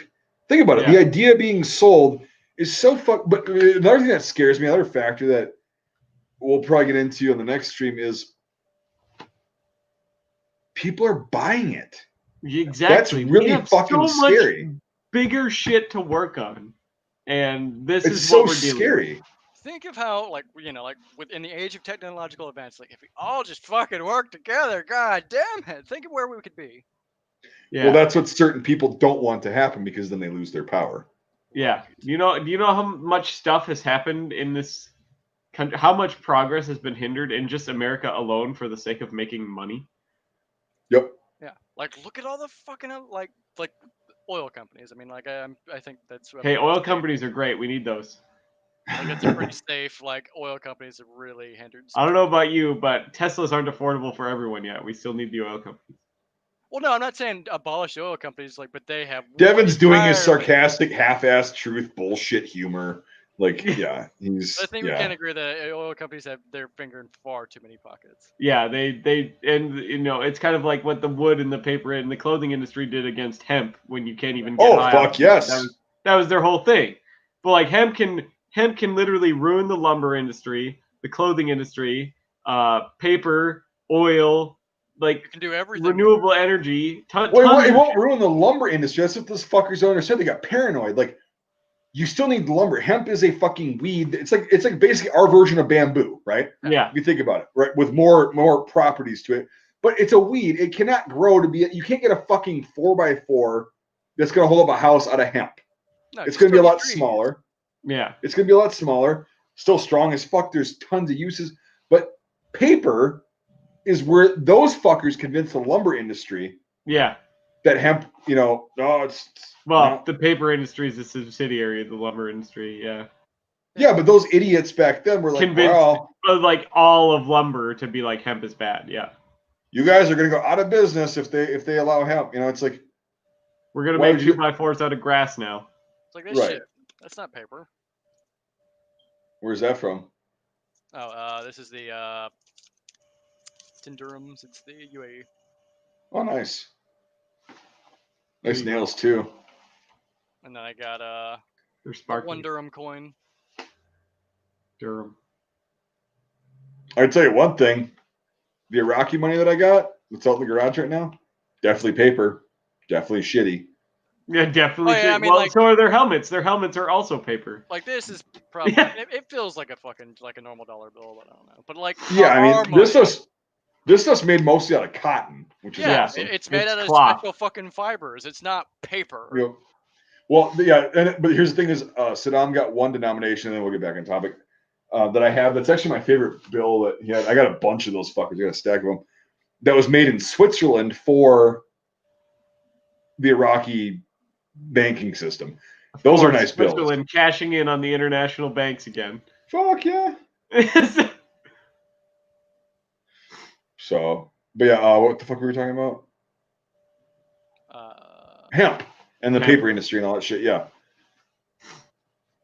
Yeah, it's fucking ridiculous. Like, but there's been so many other examples, not just hemp, and not just oil, not just. I mean, tons of pharmaceutical companies, and then the government, even though they're not supposed to, they touch a lot of these companies and they legislate even though they're not supposed to, but they can find ways around it. Yeah. To get all of this stuff to make money, to stay in power longer, to make businesses survive that make them money. And a lot of the import bans on firearms from certain countries and certain models. Just because. Yeah. No, to protect U.S. manufacturers. Yeah, exactly. Oh, yeah, good point. Because if all countries could import firearms, you're clearly going to buy a German gun over a fucking American gun, or a Russian AK over an American AK. Yeah, if not always. I know there's a lot of people who buy American just because American. Yeah, and those people are fucking stupid. Which is why the surplus market was so fucking affordable for so long. Yeah. And people started realizing, oh shit, these are good. Yeah. Carcanos are nice. Mausers are fantastic. Yeah. And anyway. I'm getting kind of sleepy. It's past my old fucking ass bedtime because I'm going to be woken up by the animals very early tomorrow. Me too. Did you see that a certain internet store has like 1,500 of those Carcanos? Yeah, I knew about those. Did I not post that on Discord a few weeks ago? You mentioned that you might know something, but you didn't say who. Oh, I didn't know who at that point. No. Yeah, no. Like Bud's Gun Shop and Palmetto State Armory have those Carcanos. So get one. DK Arms. I didn't see that one yet. Okay, for all the viewers right now, and you guys, do not get a 9124. That's what they are, is the 9124s. And you can tell they're the 9124 even if they don't know what they have. They're going to have the long fucking 91 sight in a carbine version. None of the carbines ever had a fucking rifle length sight. They always had the short ones or the little, like, on the 38s, like the metal shitty ones. If you need to look at what the carbine sight is, you could look at my 9141. They're a lot shorter. And if you compare that to pictures of actual 1891s, it's like twice the height. The later ones, the actual carbine sights look like a little ball. The 91 sights, the long ones, you should be able to tell. And on buds, they actually do a good job about explaining, like, hey. Yeah, and I'm not saying that they don't. I'm just saying, like, if there's more retailers that start getting these and just call them M91s, the 9124 is the long rifles. Rifles that were cut down and they have graduated rifling, which means it starts out really loose. They have game twist, which means they're cutting off the rifling. That is the most essential because that's at the end of the barrel. To stabilize a 6.5 cartridge, because it's a long, and the 91s are fantastically accurate because they have all that intact. The 9124s after World War I, they got all the ones that were in bad shape to refurbish them, cut them down to carbine length, and thought that was going to be a good idea. Those have accuracy issues inherently. They'll still fire. They're if you're just looking for something to shoot, go for it. Prices they're asking are actually for, like, it's like $250 at like 2 of those websites. So it's like I would not pay $250 for an M91 24. I'd pay. I'm fence sitting, okay, because I don't need to spend any more money on guns. I fucking have enough. I'm trying to save for that fucking auction. Oh no, it's not a terrible price. I think honestly they could be sold for $200. But that's my opinion. $250 if you don't have a Carcano. And you want a Carcano? It's not the M9 side of things, but it's one of those, like, it's also a gamble. Like, some of those are not going to be in good shape. Not as bad of a gamble as fucking RTI. No way. Yeah, fair. Yeah, fair. Dude, no fuck. Yeah, Palmetto, like, yeah, I mean, it is a gamble, but it's like, they're the same price on Palmetto and buds. Yeah. No, and I know where they got them. I just don't want to say it, but they got them from the same place, and that was the price that was good. And they're actually not charging absurd a lot. No, they're making a decent profit, but it's not like they're fucking anybody. Yeah. Which is fine. Like, you need to make. Carcanos are still pretty cheap. Right. You have to make profit. You have to make profit as a business, and I get that. And all these businesses are not, so far, besides RTI, they're not really fucking over people on their prices. Right. So, but yeah, the 9124s, stay away from those guys. I'll do a couple plugs, and then I think we're gonna I gotta take off at least. So, couple plugs. You guys that were watching the Range Ninja shit and like the Chiro patches, I had a bunch of these just made because I actually like that symbol too. I'm not religious, I'm irreligious, but it's the whole story behind it with Constantine getting this vision in his head the night before he was going to fight this losing battle. Oh, paint that on your shields, however the folklore goes. I don't know if it actually happened. And he's like outnumbered significantly, paints all these fucking symbols on his soldier shields and ends up winning. It's just, for me, it's like an overcoming like the odds kind of patch. It's a morale patch. Yeah, it is a morale patch. But if you're religious and you like that because of that, I don't know of anybody else that actually makes these. Either way, I'll have these. I'm gonna put a merch section for like my YouTube channel because I've been getting so many emails and requests and comments and shit like, hey, when are you gonna have merch available for your YouTube channel or your store? So I'm just gonna make one big shop in my section in my online store of like just merchandise. And so this is gonna be the first thing, and they're only gonna be like $5 a piece plus the $2 for shipping or whatever the fuck USPS charges. And I got a few of them. It worked out good. I like the color too because it's pretty. It's bright, green dominant. Yeah, it's green, but it's still bright enough to where you can actually fucking see it. So you can put it on, a hat or whatever like this. Yeah, there some cool shit to put on, Yeah. Oh fuck! I should have sent you one of those NATO patches that I had. The NATO patch. We can work that out. Yeah, that's fucking. Or you got to get one of those cool United Nations globes. Those are great. No, his that patch on his right shoulder is legitimately designed for that NATO OTAN patch. Yeah. So well, next time you order like 10 pairs of pants, I'll throw one in. Bam. You've been buying a lot again. Oh, so when you get the cash, I'd advise you to get a couple more pairs of those moleskin pants because my supplier's out of them. They're gone. Out. Do you still have that? And that was it. Oh yeah, that's the only size I got is 30 by 30. Okay. Yeah. So they're fucking. So I would advise, it's not a rush. It's not a rush, but here's the thing: is grab some of those, throw them up in your closet, and just have them because that's some of the best fucking military surplus. Because one What I've kind of been secretly trying to been doing is essentially have a different country's pants to wear to work every day. Oh, I mean, yeah, that's sweet. Yep. Yeah, so I got the Swiss, Alpenflage. I've got the moleskin. I've got the British DPM. Yep. Yeah, on the DPM, I might get more of those eventually. But and also, before we take off, also check out Devin K's channel if you haven't already. But most of you guys are probably subbed and he's Patreon as well. A lot of you are aware of my existence. Yeah, it's youtube.com/Devin K. Check that out. I cannot wait for. Oh shit! I gotta talk to the landowner. Still, I mean, he'll be okay. Like going up there. But we have to definitely go do some ballistic tests soon. Certainly. And I always say that. I'm gonna. You who would like to donate to the Patreon, I would greatly appreciate it. I had to buy a $400 cart today because mine got stolen. Yeah.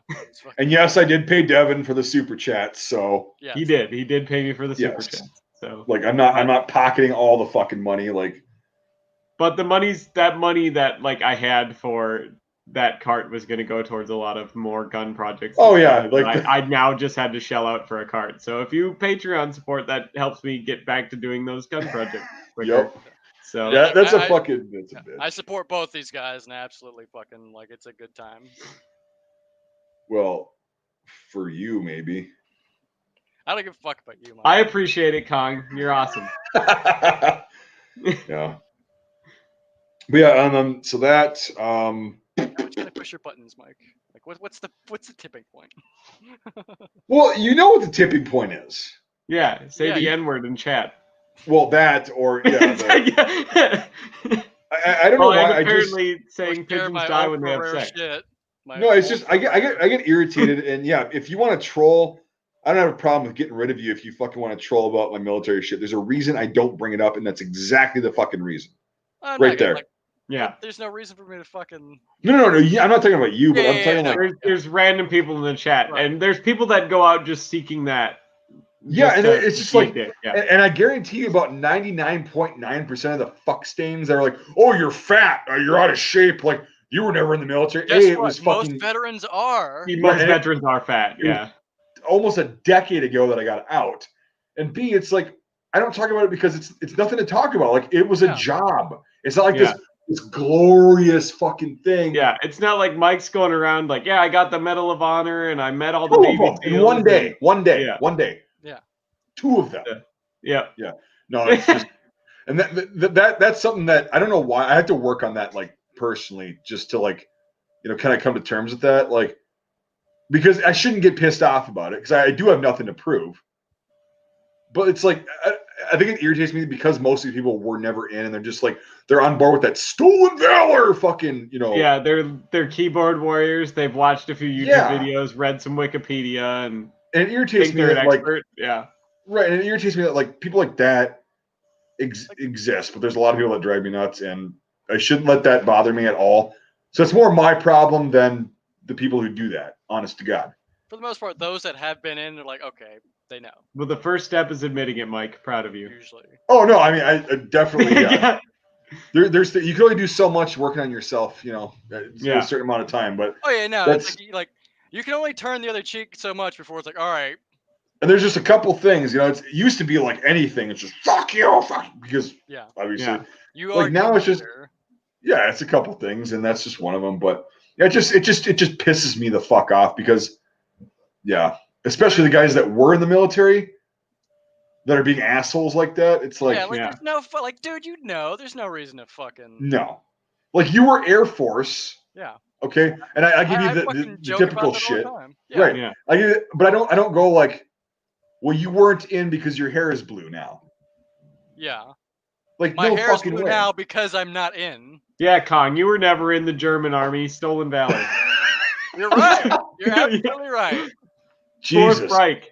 Get out of that Fourth Reich uniform. All right, fine. I'll fucking no. White Castle. Oh God, I miss White Castle, dude. I do too. Yeah. Oh fuck. If they came out with a fucking gluten-free or something that I could eat bun, I get 2 crave cases and shit my brains out for 3 days. They turned the one here in St. Cloud into a bank. No. Yeah, they tore it down and turned it into a bank. Not like we Well, have. So it's a castle. Yeah, it's not like we have 50 fucking banks already, but for whatever reason, they decided to fucking make another bank across the street from a bank, 1 block away from another bank. Yeah. I don't have a channel. Yeah, Kong doesn't have a channel. I'm just a guest. Doesn't have a channel yet.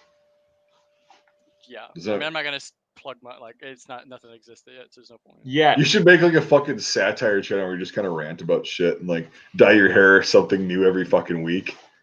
Just it'll be a fucking mood ring. Like, so today you can see my hair is fucking. It's fucking. Oh, you gotta do one of those things, Kong, where it looks like blue the way it is, and then when you flip it over, it's like all different layered like a rainbow. Really hard to do. That's really hard to do. I could do it. Like you've seen that like hair, and I'm like genuinely impressed with the people that sit and deal with that, where their hair looks normal, and then they like wave it, and it's like a rainbow.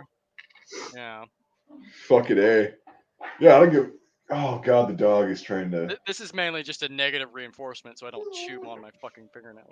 Cody, what's going on? Jesus Christ, the dog is being a dog, a needy little fucking puppy. He caught his head on the wall again, probably.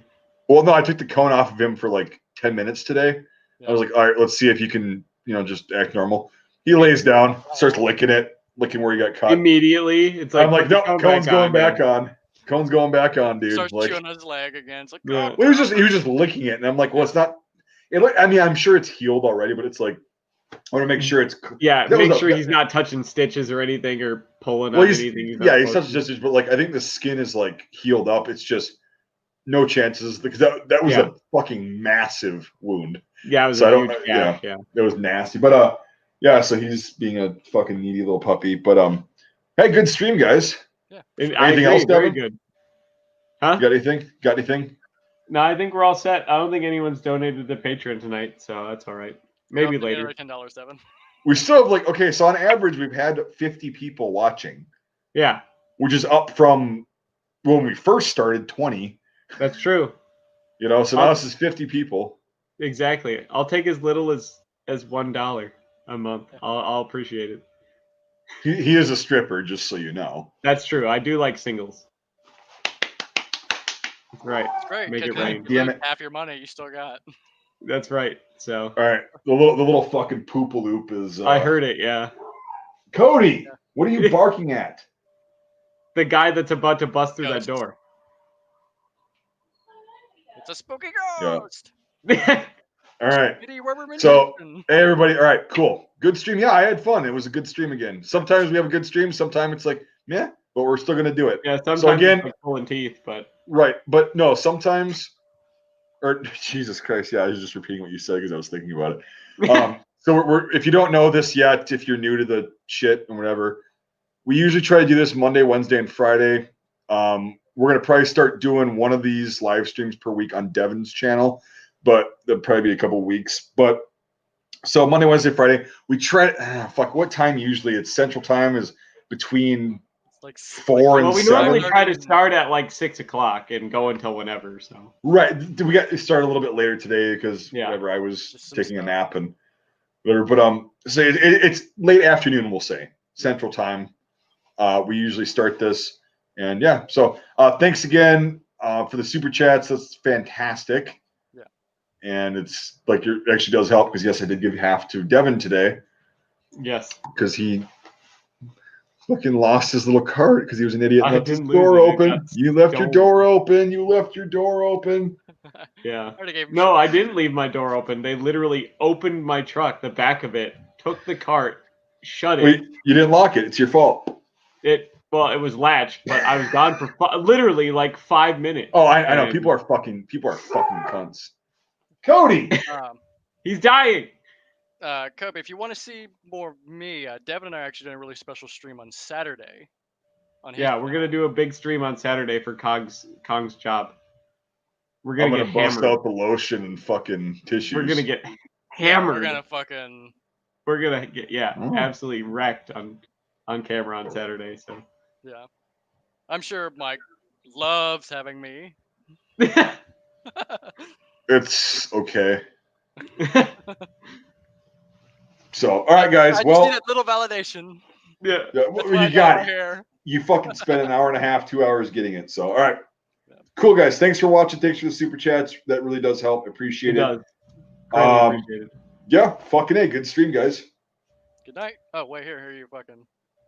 Oh, yep. There, it was not bad tonight. Look at that. Still half-assed, because, yeah, but.